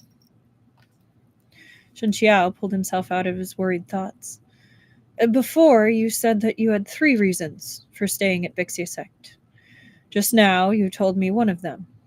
What are the other 2? The second, naturally, is you. Then the third? The third is also you. Shen Qiao's mouth twitched. This humble Taoist has neither the virtue nor ability. I'm unworthy of such regard from sect leader Yan. But you do possess both virtue and ability, said Yan Wushi with a smile. Since that's the case, of course you're worthy of my regard. And aside from those matters, there's also your beauty. You're practically perfect beyond reproach. At this moment, Fan Yu and Bai walked over and greeted them. As sect leader Yan, Taoist Master Shen, our sect leader has some words for you. Because we didn't expect the arrival of honored guests, we didn't have time to make proper preparations before. But today, we've specially thrown a banquet, and we ask you to grant us the honor of attending. Yan Wushi grabbed Shen Qiao's hand without waiting for his answer. Sect leader Xiao is too courteous. We will respectfully honor her wishes. Shen Qiao was unable to pull his hand back. You act like I'm not going. What are you doing, sect leader Yan? Ah, Qiao, have you never heard of walking arm in arm? Oh, but yep, you're right, Esper later. Oh no, not a Danmei banquet. Heads will roll. Banquets always have some excitement.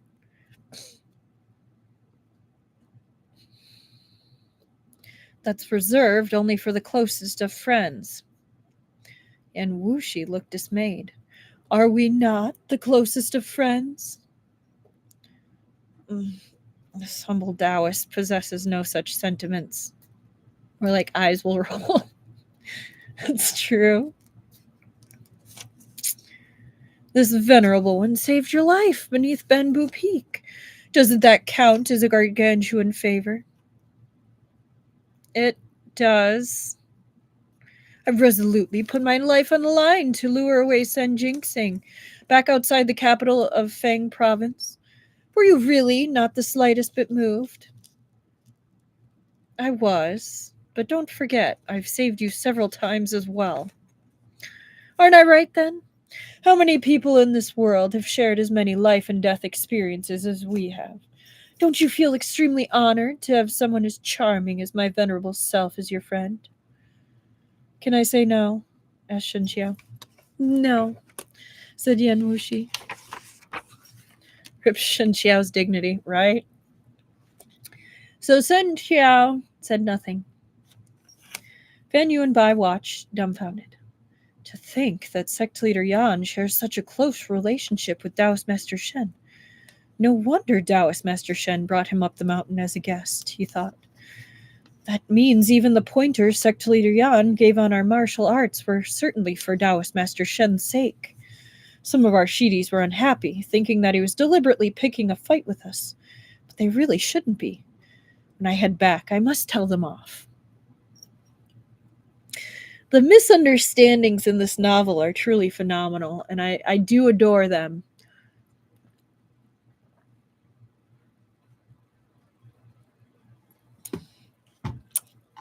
But you do have people jump to a lot of conclusions. Because Shen Qiao had a moral character, Fan Yuanbai assumed that Yan Wushi too must have held good intentions. But this was nothing more than a beautiful misunderstanding. If Shen Qiao had heard his thoughts, he definitely would have told him that Yan Wushi was indeed deliberately picking a fight. The three of them arrived at the flower hall, where the preparations for the banquet had long since been completed. Xiao Qiying had ordered everything. She'd specifically had a chef from an inn at the foot of the mountain purchase the ingredients, then ascend the mountain to cook here. Naturally, the quality and taste of the food was higher than anything the disciples of Bixia's sect could make.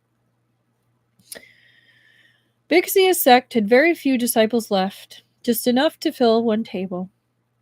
Xiao Qiying stood up and offered a toast with a cup of wine, welcoming Yan Wushi's visit and hoping that he wouldn't mind the Spartan state of the sect.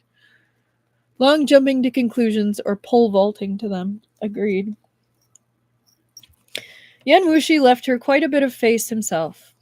He raised his own cup and said, "Sect leader Xiao need not be so courteous. A Qiao is soft and simple by nature. When the things and people he cares about are in question, I also cannot help but worry about them on his behalf." You care of your own volition, thought Shen Qiao. What does this have to do with me? Xiao Qiying also found herself wondering, why do those words sound so strange? But she didn't think too much about it and placed her cup down with a carefree smile. Though we had a chef specially ascend the mountain to prepare this banquet, Liu cuisine is fairly different from that of Chang'an. I don't know if it'll suit sect leader Yan's tastes. I hope you won't mind and feel free to eat as you wish. After the opening speech, everyone picked up their chopsticks and began to eat. Shen Qiao recalled the matter that Yan Wushi had brought up earlier concerning Han Yiying. Since he was sitting next to Xiao Qiying at the banquet, he took the opportunity to ask her a few things. As he expected, Xiao Qiying was astonished. Yue Shixian took Han Yiying as a disciple while he was outside, so she only counts as an external disciple. Even I have never met her myself. That's even less to be said about any relationship with Bixia's sect. Thank you, Taoist Master Shen, for telling me this. I'll ask Yue Shixian once I get back and take note of it myself. Her tone was colored by dejection as he added, with the way Bixia's sect is right now, though, even if she is seeking outside help, I doubt she'd pick this place. Shen Qiao tried to think of a solution for her. Could you head down the mountain and recruit some talented disciples? Dao Xiang used to lead Xuandu Mountain, said Xiao Qiying, so forgive me for being forward, but may I ask how Xuandu Mountain went about recruiting disciples?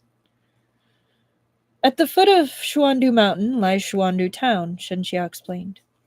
Though it's small, it's quite bustling, so every year Xuandu Mountain would send people down the mountain to find disciples. We'd set up special areas within the town. Anyone interested in entering the sect could go there to apply. When the time came, we'd accept them based on their aptitudes and dispositions.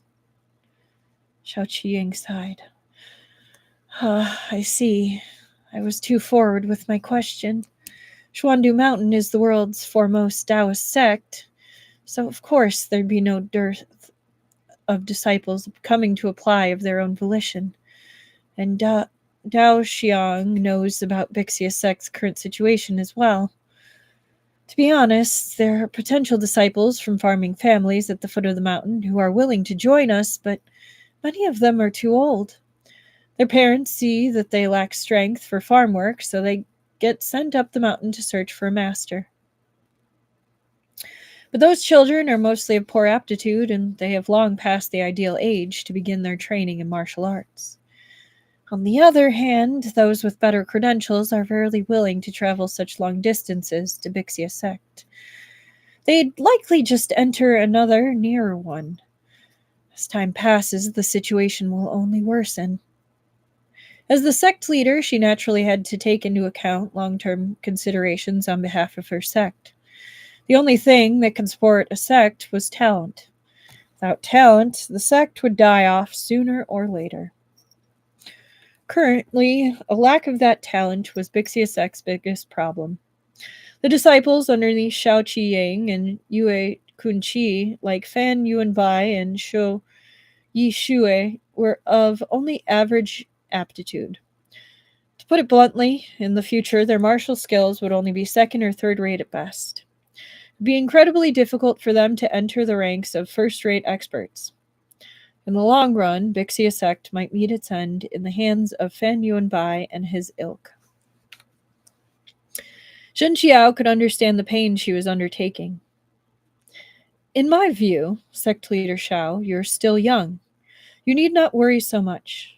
Perhaps, given 2 or 3 years, you'll be able to recruit some good disciples. Xiao Qiying gave a strained smile. I can only continue with those thoughts in mind. Shen Qiao wanted to say more, but then a spoonful of soup entered his field of vision, accompanied by a tender voice. Open your mouth. At Shen Qiao's stare, Yan Wushi smiled slightly. Don't forget that you still owe me, he said, his tone firm yet unruffled. Is drinking this spoonful of soup criminal or inhumane? Or does it betray righteousness? Told you! You weren't specific enough.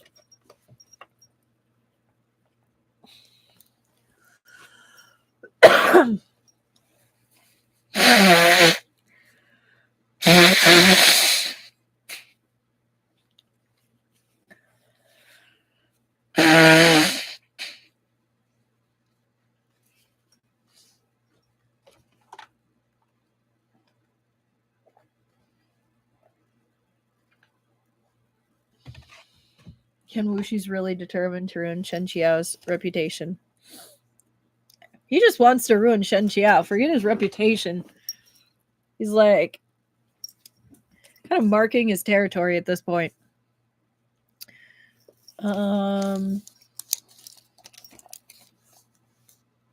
58.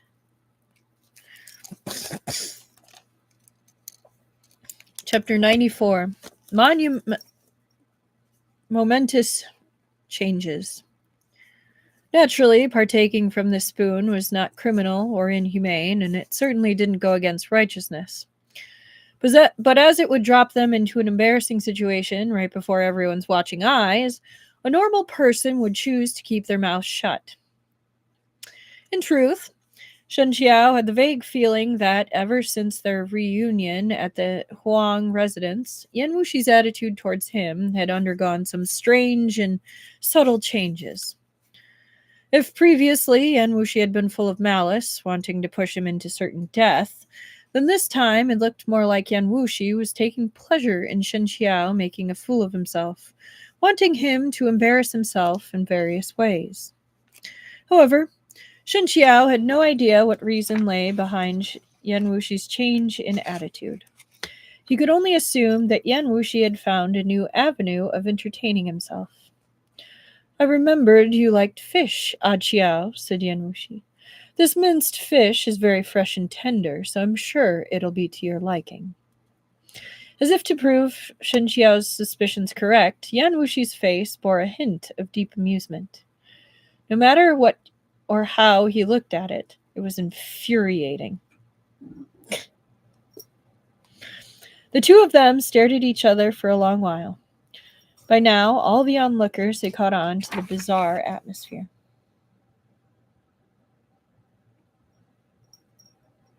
Sorry, hang on 1 second.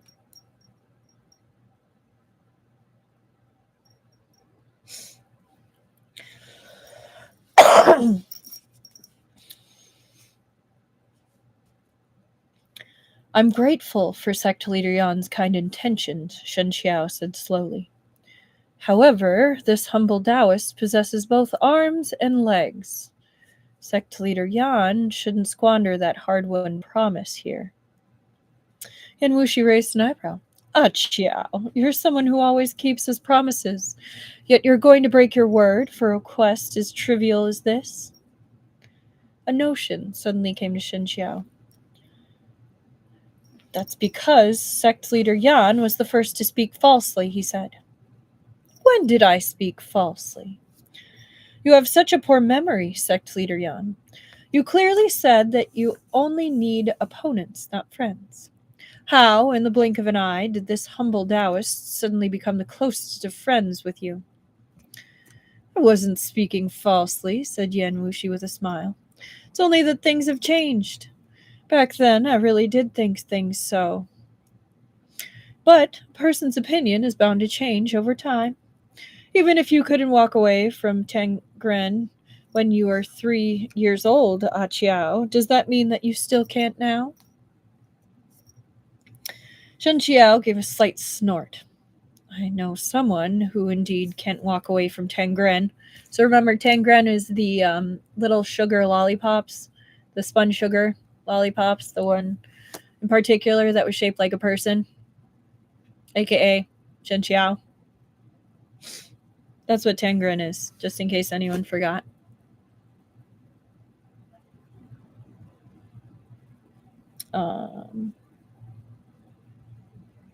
He was talking about the incident with Shai Ling. Surprise came over Yan Wushi's face as he purposely misinterpreted Shen Qiao's words. Truly, such a sentimental person. Then aren't they even more suited to becoming the closest of friends with?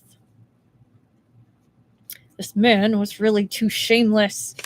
No matter the situation, everything he did was always correct.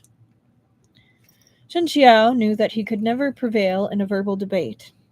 When he saw how everyone was watching them, he felt his face warm in spite of himself, and he suddenly thought that this was all ridiculously childish. He quickly lowered his voice and whispered, We're in public, Sect Leader Yan. Have some self-respect and save any arguments for when we get back. Yan Wushi laughed. I only asked you to eat this spoonful of fish. How do I lack self-respect? After saying this, he continued to thrust the spoon towards Shen Qiao, and Shen Qiao moved back to avoid it, even raising his hand to push it away. But with barely a flicker of movement, Yan Wushi flipped his wrist and the spoon somehow vanished before it reappearing in his other hand, which he held out to Shen Qiao. His determination was clear. Neither of them appeared to move at all, but their sleeves flapped and they exchanged several blows in an instant. Everyone else stared, dumbfounded. Many of them were still lost on what was happening. Xiao Qiying was hesitating over whether she should step in and stop the fight, but quite a few Bixia sect disciples were taking it as a valuable learning opportunity. They watched the two men's motions with rapt attention, terrified of missing out on even a second.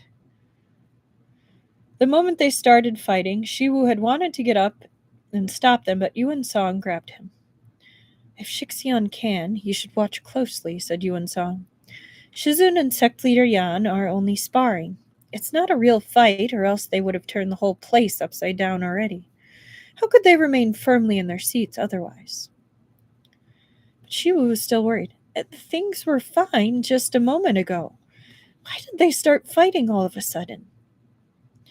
Yuan Song watched their movements with rapt attention, his tone unconcerned. Perhaps something about Shizun displeased Sect Leader Yan, so he purposely picked a fight? Shiwu was shocked. Why would Sect Leader Yan be displeased with Shizun? Yuan Song had always acted mature beyond his age, but he didn't know everything. With his limited understanding, he couldn't explain. At Shiwu's question, he simply shook his head. It seems that Shizun gave him the cold shoulder just now, which made him unhappy. I mean, kid's kind of spouting facts, but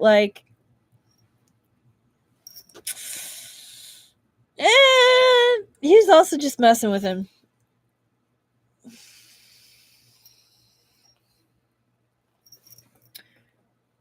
Having gained this new revelation, Shiwu carefully ruminated on these words.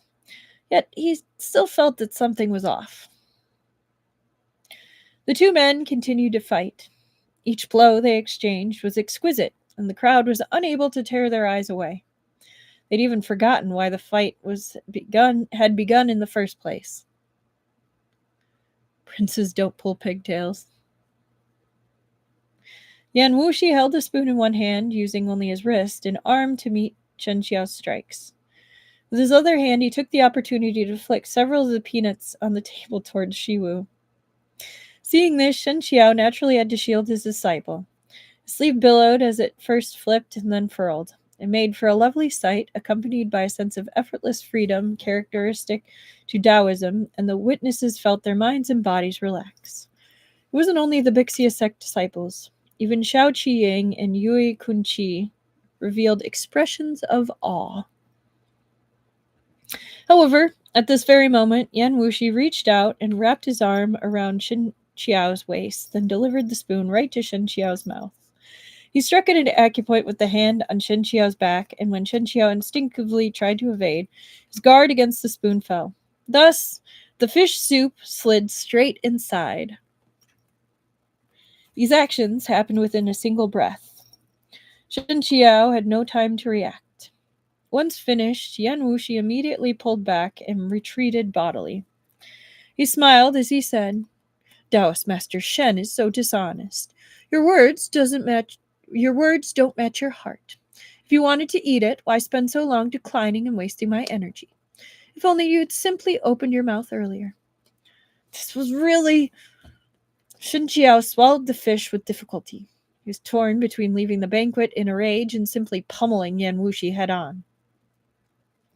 But the former would be terribly rude to the host, and the latter would look like him making a mountain out of a molehill. This was really too shameless. If you let even this slide, you might as well let everything go. Do I, Shen Qiao, really look like such a pushover that you can treat me like a plaything trapped in the palm of your hand? Shen Qiao's face went dark. This time, he was truly enraged. However, he didn't lose his temper because that would put Shao Qiying and the others in a difficult position.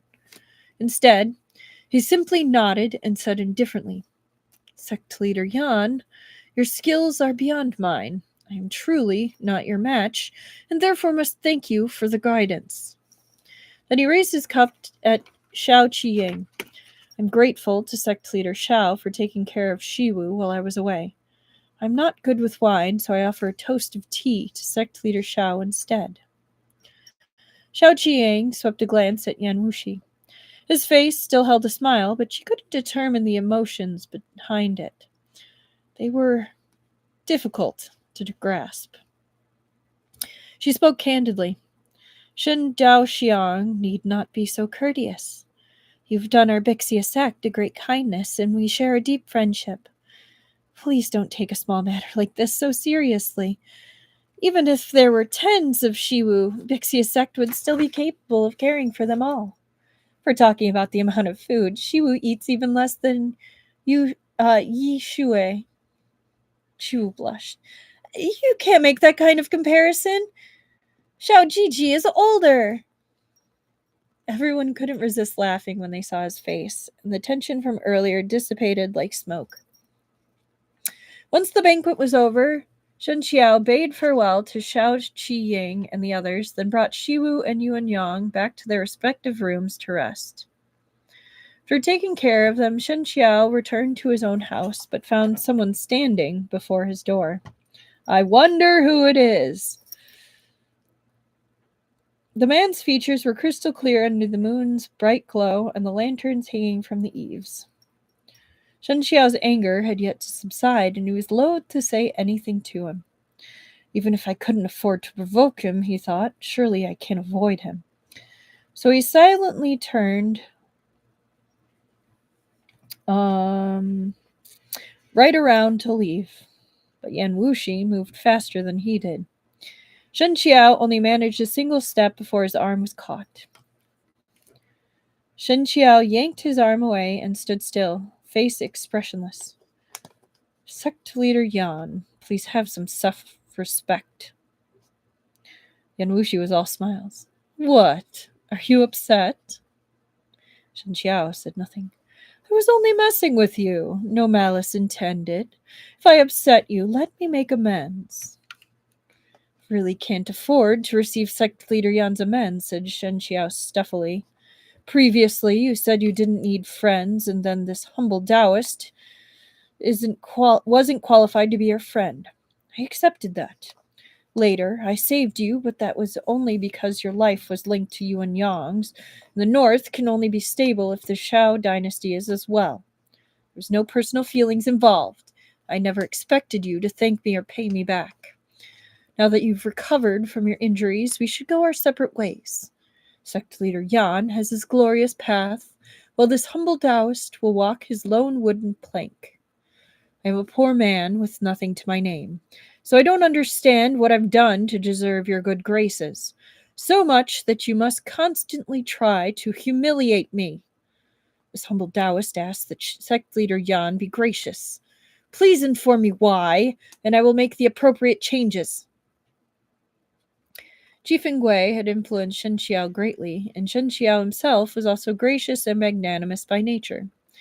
He was always generous with his goodwill and kindness when interacting with others, even if it came with what should have been deep-seated grudges. Even after Yui hurt him, Shen Qiao had been heartbroken and furious, but once it was over, he didn't spend day and night gnashing his teeth and dreaming of ways to bring misfortune to his Shidi. That's how you know he's better than a lot of people in this world. Yan Wushi was the only exception. Ever since he'd fallen from the cliff, their fates had become intertwined. The old scores between them, gratitude and resentment both, couldn't be simply broken down into who owed whom more. But as the saying went, once a man is bitten by a snake, he'll spend 10 years jumping at the sight of a rope. Currently, Shen Qiao truly wished to avoid him. Out of sight, out of mind. But things hadn't gone as he hoped or expected. Even now, he didn't understand.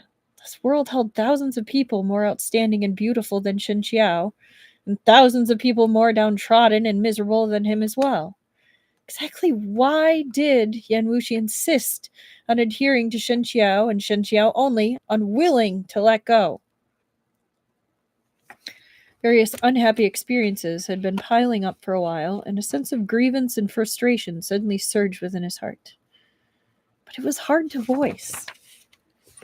Shen Qiao only felt thoroughly exhausted in both body and mind.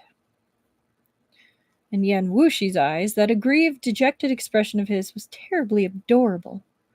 And at this moment, Yan Wushi's lips, originally curved with amusement, became strained with the gentleness of moonlight. Became stained with the gentleness of moonlight. But this gentleness was so subtle as to be imperceptible, and Shen Qiao naturally failed to notice. When has my venerable self humiliated you? Asked Yan Wushi. If I really wanted to embarrass you, I have far more ruthless tricks up my sleeve. Why would I play that kind of harmless prank? Shen Qiao was furious. You call that harmless? Before everyone's eyes, you... As rage exploded through him, he momentarily stumbled over his words and found himself struggling to continue. Yan Wushi sputtered a laugh. All right, just let me apologize. Calm down. My venerable self will personally make you a bowl of soup as amends. How about that? Shen Qiao turned his head away. No need! And Wushi tugged him along.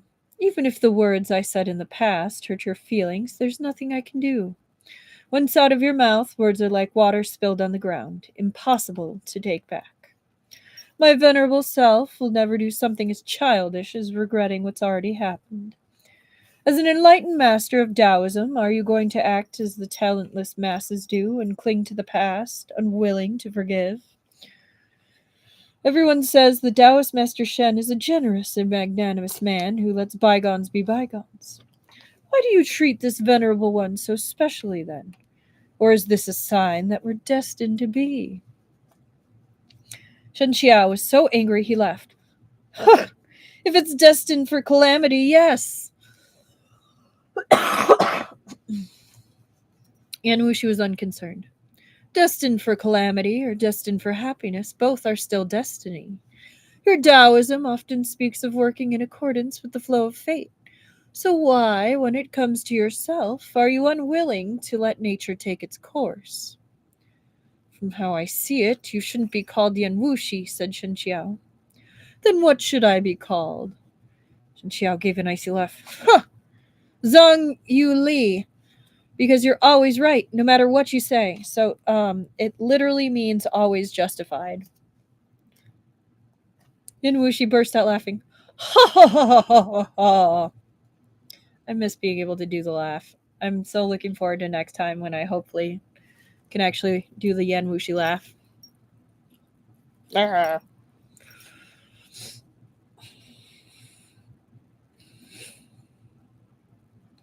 He dragged Shen Qiao to the kitchen. The chef had been using the place in the afternoon, so some fresh ingredients still remained. Give me 15 minutes, said Yan Wushi. Shen Qiao frowned. I'm not hungry. Yan Wushi didn't even look back. True, you're full with rage. Shen Qiao choked at his words. Yan Wushi indeed moved swiftly. By using his internal energy to stoke the flames, he greatly increased his efficiency. Hot water was swiftly boiled, then fish meat and eggs, scrambled with starch, were mixed and shaped into balls. He cooked them in the steaming water, sprinkled some green onions and salt on top. Fresh off the stove came 2 bowls of piping hot fish ball soup. Martial artists also needed to eat and sleep. No matter how well respected a man Yan Wushi was, he couldn't always bring a servant when traveling outside, so there were still times when he had to cook himself. Shen Qiao had always witnessed his cooking skills when it was the two of them that were hiding from disaster back then, so he wasn't particularly surprised this time either. Shen Qiao scooped up a fishball and popped it into his mouth. It was, he found, quite delicious. Although his anger had yet to subside, he couldn't go against his conscience and say it tasted bad, so he ducked down and began to eat silently. Yan Wushi held his own spoon out to him. What? Asked Shen Qiao. Wasn't I going to make amends? Said Yan Wushi. Shen Qiao was baffled. Then why give me a spoon? Yan Wushi laughed.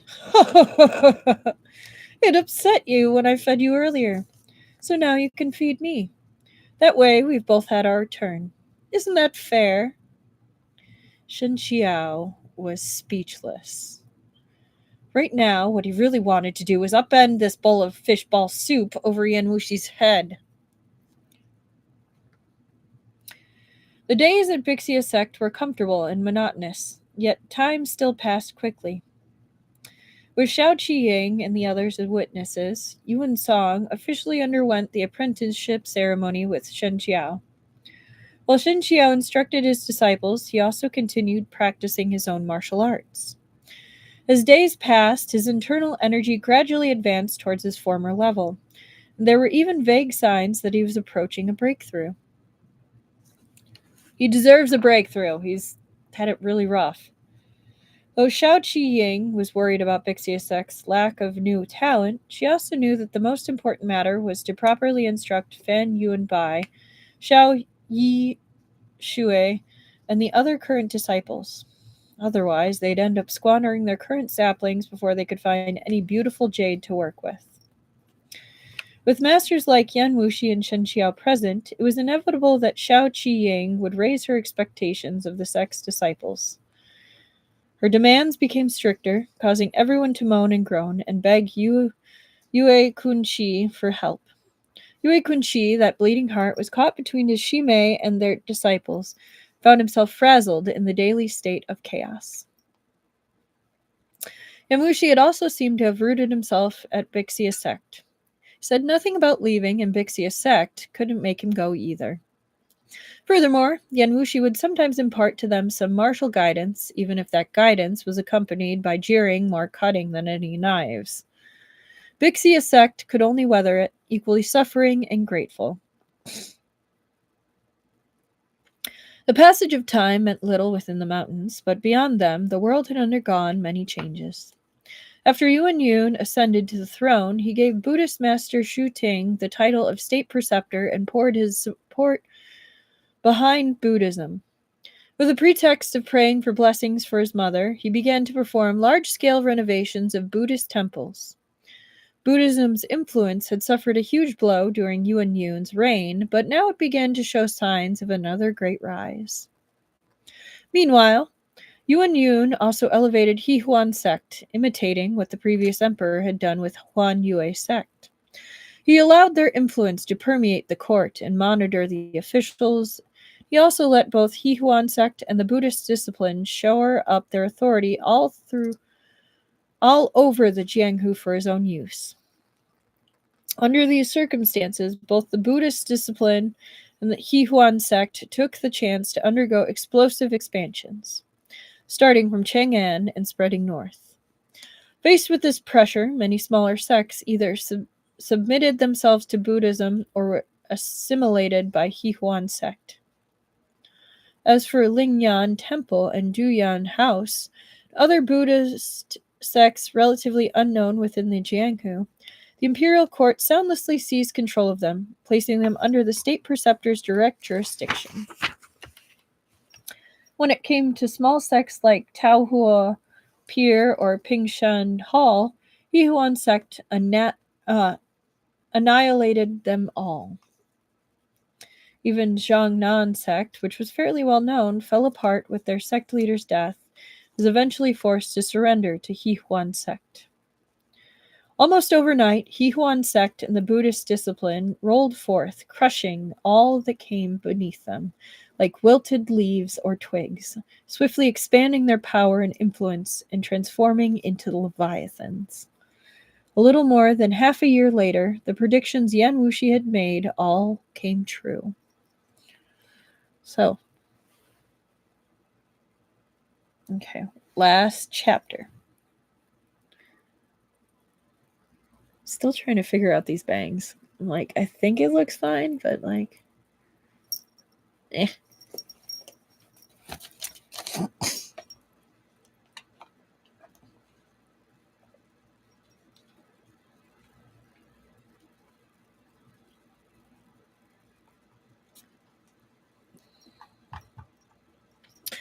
Okay.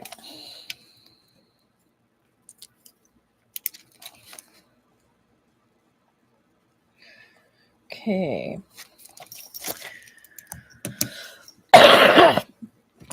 Chapter 95, Invitation. Early one morning, an unexpected visitor appeared at the foot of Mount Tai. He ascended the mountain, sword in hand, his steps as light and graceful as if he were treading over flat ground. It wasn't long at all before he was already halfway up the mountain, outside Bixia Sec's gates. Xiao Qiying was leading the disciples in swordplay when she heard the report from Fan Yuanbai, who was on duty. He said that someone had arrived from Qingchang Mountain's Chuyang Monastery and was currently waiting for her. Bixia sect and Chuyang Monastery had a fairly good relationship. They'd had many back-and-forth dealings, but as Bixia sect waned and Chuyang Monastery grew, the friendship inherited from the previous generations gradually faded. Though Chuyang Monastery had never looked down on Bixia sect's lower status, the two were still separated by a vast distance. For example, when Bixia sect experienced its previous crisis, distant waters couldn't quench a close fire. If not for Shen Qiao dropping out of nowhere, it would have been far too late by the time Chuyang Monastery received the news and had come to their aid. News of happenings below the mountain trickled in bit by bit. Xiao Qiyang didn't know as much as Yan Wushi, but she had heard of Huan sect and the Buddhist discipline's rapid expansion. Bixia sect was on a remote mountain, distant from imperial rule, so, for the time being, they could afford to pay attention to only themselves. But now Chuyang Monastery had sent someone to them, and that meant an urgent matter. As she was thinking, the visitor was led inside by Fan Yuanbai. His expression was frosty, his bearings dignified. His steps were steady, and even as he walked, the grip on his sword remained firm, without the slightest quiver. It seemed that Chuyang Monastery had found its successor. Xiao Qiying sighed to herself. She was somewhat envious. Li Qingyu, or Qing Li Qingyu, disciple of Chunyang Monastery, greets sect leader Xiao. So you're Abbot Yi's favorite disciple, she said. As expected of one of the twin jades of Qing Chang, Abbot Yi is truly fortunate. Sect leader Xiao was too kind. I was in seclusion for a long time. Even though I've exited, I still haven't had the chance to meet with Abbot Yi. I trust that his martial arts have scaled even greater heights. It was obvious that Li Qingyu wasn't a martial artist accustomed to exchanging pleasantries. To tell the truth, this one came as a messenger on behalf of Liuhe Palace, he said. It regards the matter of the sword trial conference. Sword trial conference? Xiao Qiying and Yue Kunqi exchanged a glance. If I remember correctly, the sword trial conference takes place every 10 years. Isn't this only the 9th year? It is so, said Li Qingyu. However, a few days ago, someone from Liuhe Palace visited us, saying that they plan to hold it early and wish to use Chunyang Monastery as the venue. Shizun agreed, so I came to deliver the message and invite sect leader Xiao. Fangshang Isle was an island, one that was impossible for most people to find. There was only one sect on the island, Liuhe sect. They were self-sufficient and rarely participated in the conflicts between the powers of the Jianghu, yet they were also fond of making records of the Central Plains martial arts circles. For example, rankings like the world's top 10 martial artists that were so often discussed were created by none other than Liuhe Palace. They were also the ones who organized the once-a-decade sword trial conference. The disciples of Liuhe Palace were neither impressive nor famous when it came to martial arts, but due to this tradition, members of the Jianghu would still give them some face whenever they met. After all, that sect had little worth coveting, so there was no point in making a mortal enemy out of them.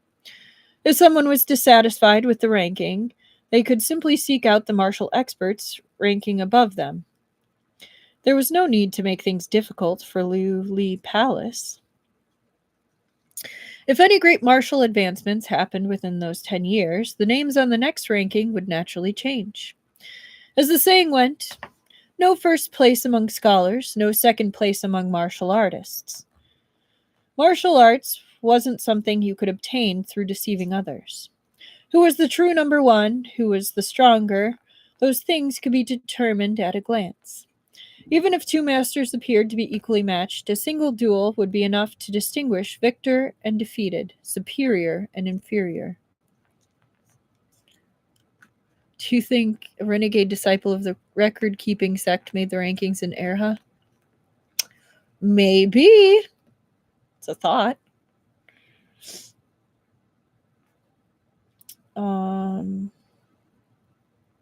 The Sword Trial Conference was where the Jianghu rankings were determined. It happened once a decade, and invitations were sent out en masse. Anyone could participate to spar and test their skills. At Liuhe Palace, as Liuhe Palace was in a remote area, they'd borrow a venue from a sect within the Central Plains and host it there. The sect in question could take the opportunity to bolster their reputation, so they'd naturally be willing. As the ones in charge of the rankings, their insights were keen despite not being martially impressive themselves. Everyone trusted Liuhe Palace's rankings because they were almost always free of errors. Such as in the case of Qi Fengwei, who did not participate in the Sword Trial Conference 10 years ago, despite still being alive at that point. Even so, he remained in first place, and it was seen as deserved. No one voiced any complaints. Over the years, as Liuhe Palace rose to fame, many rankings emerged, one after another. They'd yet to hold another sword trial conference since the likes of Qi Fingwei and Yu Wang passed. As the next ranking from Liuhe Palace would take too long, people began making their own lists of top 10 martial artists. Though Shen Qiao never used to show his face in the Jianghu, they'd entered him into the rankings because he'd succeeded Xuandu Mountain. After he dueled Kunyi and fell from the cliff in defeat, those busybodies also added Kunyi and Yuai's names. But as Liuhe Palace hadn't created those rankings, many people's hearts naturally surged in excitement and anticipation the moment news that Liuhe Palace would hold the sword trial conference emerged. Other than rankings like the world's top 10, Liuhe Palace created various other lists as well, such as those for swords and sabers. Since the sword was the king of all weapons, the land had a vast number of sword users, and swordmaster rankings also became the focus of many people's attention. True martial arts grandmasters who entered echelons occupied by Qi Fingwei, Yi Pichen, and Buddhist master Shu Ting didn't need to use Liu Palace's rankings to bolster their own reputations. Their names being on the list or not didn't affect their fame at all. The ranking was merely an extra touch, like embroidering flowers on extravagant brocade. As for Shen Qiao, he couldn't care less about these things. Even if he were still in charge of Xuandu Mountain, even if Yuai's plot against him had yet to happen, he probably still wouldn't have sent anyone to the sword trial conference after receiving this news. But exceptions aside, there were still many who needed to use Liuhe Palace to boost their fame. And Liuhe Palace also needed a way to validate their existence. Both parties benefited. Xiao Qiying didn't crave fame, but currently Bixia sect needed to recruit new disciples for their long-term development. If she or Yue Kunqi managed some achievements during the sword trial conference, they'd gain a fair number of admirers who'd come forth to learn martial arts from them. I'm grateful to Abbot Yi for sending word to us about the conference, she said. Bixia sect is so remote, if we'd waited for outside news to arrive by itself, I fear we wouldn't have made it in time.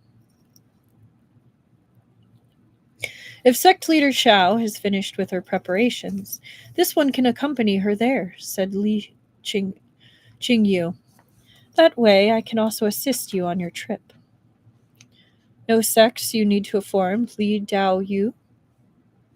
So Dao Yu is literally Taoist friend. Polite address for cultivators or Taoists. Literally Taoist friend. Polite address for cultivators or Taoists. Normally, Liuhe Palace is responsible for informing sects across the land. But since Chunyang Monastery and Bixia sect have always had a good relationship, Shizun had me come here. We heard that Bixia sect suffered a crisis a while back. Because of the vast distance separating our sects, we were unable to offer our assistance in time. We hope that sect leader Xiao doesn't hold it against us. As he was Yi Pichen's personal disciple, his status was higher than normal. Rumors said that he was likely to inherit Yi Pichen's mantle, making him Chunyang Monastery's future leader. And when it came to martial arts, Xiao Qiying might even be a level below him. His personally coming here to deliver the news was already giving Bixia sect more than enough face. Of course, Xiao Qiying knew this, so she treated Li Qingyu with great courtesy and didn't face him with the attitude of a sect leader. I also know that distant waters can't quench close fire, she said, so I didn't wish to trouble Abbot Yi. I'm already deeply grateful to our disciple, grateful that Abbot Yi remembered us regarding this matter. I'll explain things to our disciples, then we can set out tomorrow. If Li Dao Yu does not mind, you may stay here for tonight. Li Qingyu nodded. Feel free to do as you wish, sect leader Xiao. But suddenly he seemed to recall something. May I ask, sect leader Xiao, Shen Qiao or Shen Daoxiang, is he also a Bixia sect? Shen Qiao had planned to guide his disciples through sword practice that morning, but Yan Wushi invited him to spar at the mountain summit. Yan Wushi said that it had been a long time since he himself had practiced the sword, so he wanted to exchange a few moves with Shen Qiao. He even borrowed a sword from Yu Kunqi. But unexpectedly, Shen Qiao also remembered something. What happened to Tai Hua? He asked. You traded with Sun Jinxing for it that day. In the past, Yan Wushi had fought Chu Yu Huang and lost. His Tai Hua also fell into the other men's hands, which was how it ended up with Chu Yu Huang's disciple Sun Jinxing. But Yan Wushi was extremely arrogant. No matter how excellent the sword was, it was still a mere worldly possession, something separate from himself. If the enemy took it away, first it became a weakness that could be exploited, and second, it compounded the humiliation of defeat. So he decided to give up on the sword. Instead, he created the Spring Waters finger technique, unrivaled in all the world. So when he'd exchanged Shen Qiao for Tai Hua, then, he hadn't actually cared about the sword at all. He merely wanted to take the chance to humiliate Shen Qiao, to make him understand that he was worth less than a sword. That way, he expected, Shen Qiao would sink into a state of absolute despair over the human heart. As for Tai Hua, after taking it back from Sun Jinxing, he instantly tossed it to Yu Shangyan without even a second glance. Still, no matter how egotistical Yan Wushi was, he knew very well that he couldn't speak those thoughts out loud, or Shen Qiao's current placidity towards him would be utterly annihilated. Perhaps the Yan Wushi from back then had never expected that a day would come when he'd fall into a pit he'd dug himself. Just one? Just one pit. You sure about that? Fortunately, Shen Qiao didn't pursue the matter further, but brushed it aside after asking that single question. The two of them dueled on the mountain summit. After they had exchanged hundreds of blows, the sun peeked out, its golden rays spilling over the mountainside and illuminating their surroundings. Shen Qiao lost by a small margin, but it wasn't because his swordplay was lacking. Rather, his internal energy had yet to recover to its previous highest point. In contrast, with the help of the Shuying strategy scroll, Yan Wushi had been able to repair the flaw within his demonic core in only 3 short months, and his skills had grown even greater. He had indeed been blessed with heaven-given talents. They were awe-inspiring to behold. Those endowed with extraordinary talents were always arrogant and ambitious, and they'd find it difficult to accept the existence of people who were even more gifted than themselves. But Shen Qiao didn't have this issue. His temperament was mild, and he maintained a generous heart towards everyone and everything. Whenever he encountered a problem, he'd examine his own mistakes before blaming others. Now he sheathed his sword and straightened, then cupped his hands. When my late master was still here, he once mentioned that sect leader Yan would be his equal within a few years. Sure enough, that has come true. This humble Taoist is grateful for your guidance. I have learned much. This was no empty flattery. He truly believed that Yan Wushi was stronger than he was, and thus his gratitude was sincere as well. He felt neither envy nor fury at his defeat. A win was a win, and a loss was a loss. There was no need for other emotions like resentment or anger. To Shen Qiao, things were just that simple. Yan Wushi thought that he could look at Shen Qiao's earnest expression hundreds of times without growing bored. In the past, he'd wanted this man to fall into the pitch-black abyss, to hate and curse the world, but now he adored his warm and gentle heart with the same frenzy. Her fervency. But now he adored his warm and gentle heart with the same fervency. He savored the other man's expressions again and again and smiled as he said, Ah, Qiao, your words are far too distant considering our current relationship. What current relationship? Shen Qiao's mouth twitched as he forced himself once again to endure an irrelevant remark from Yan Wushi. If he couldn't stop himself from retorting, he knew that he'd be on the receiving end of another flood of twisted reasoning. He silently lambasted him with Zhang Li several times, but said, "It's getting late. I should return to teach Shiwu and Qilang some swordplay." The two of them descended from the mountain summit, one after the other. The one in front walked with somewhat hurried steps, while the one behind was neither fast nor slow. A consistent distance of 5 paces remained between them, which also reflected their current relationship. The mood hovered between irreproachable and eerie ambitiousness. The relationship was like a snapped lotus root that, on closer inspection, remained still linked by dangling threads, heavy with words and feelings unvoiced.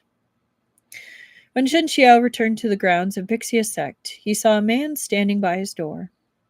The person in question seemed to have also seen Shen Qiao walk towards him from afar, for a trace of a smile emerged on his cold, youthful countenance. It was an expression he hadn't even shown in front of Shao Qiying. "It's been a while, Shen Daoxiang. Daoshang. Daoxiang. Daoshang. Daoxiang. Yeah. I don't know why I'm suddenly stumbling over Daoxiang. But yeah, it's been a while, Shen Daoxiang. And that is where we're going to end it tonight. It was a little longer of a reading tonight just because we did the little book, kind of book review, current book review for the new year of what's recently come out and kind of some of the books I've read recently. I might see about trying to make that into its own like little mini separate video. We'll see. That might be this weekend. Maybe I look and see, just because it'd be kind of cool to have like, hey, here are some of the books that are potentially out. Here's a summary. Just so people know. But we'll see. I'm definitely looking forward to where this is going to go because we're getting closer to the Sword Conference. Seeing some of that. But definitely tune in this Thursday. It was a lot of fun tonight. We kind of mixed it up a little bit. Book review streams would be fun. I definitely think so. I don't think I would do as good a job as Kichter could. But little things like this where it's just like, hey, here's some new stuff coming out. Here's what I enjoyed. Little blurbs at the beginning. I could definitely see. But yeah, I will see all of you hopefully on Thursday to continue in part 3 of book 4 of Thousand Autumns. I hope you all have a good, healthy, or an upload, few days before then. Good night. This was fun. And anyone watching later, I hope you enjoyed too.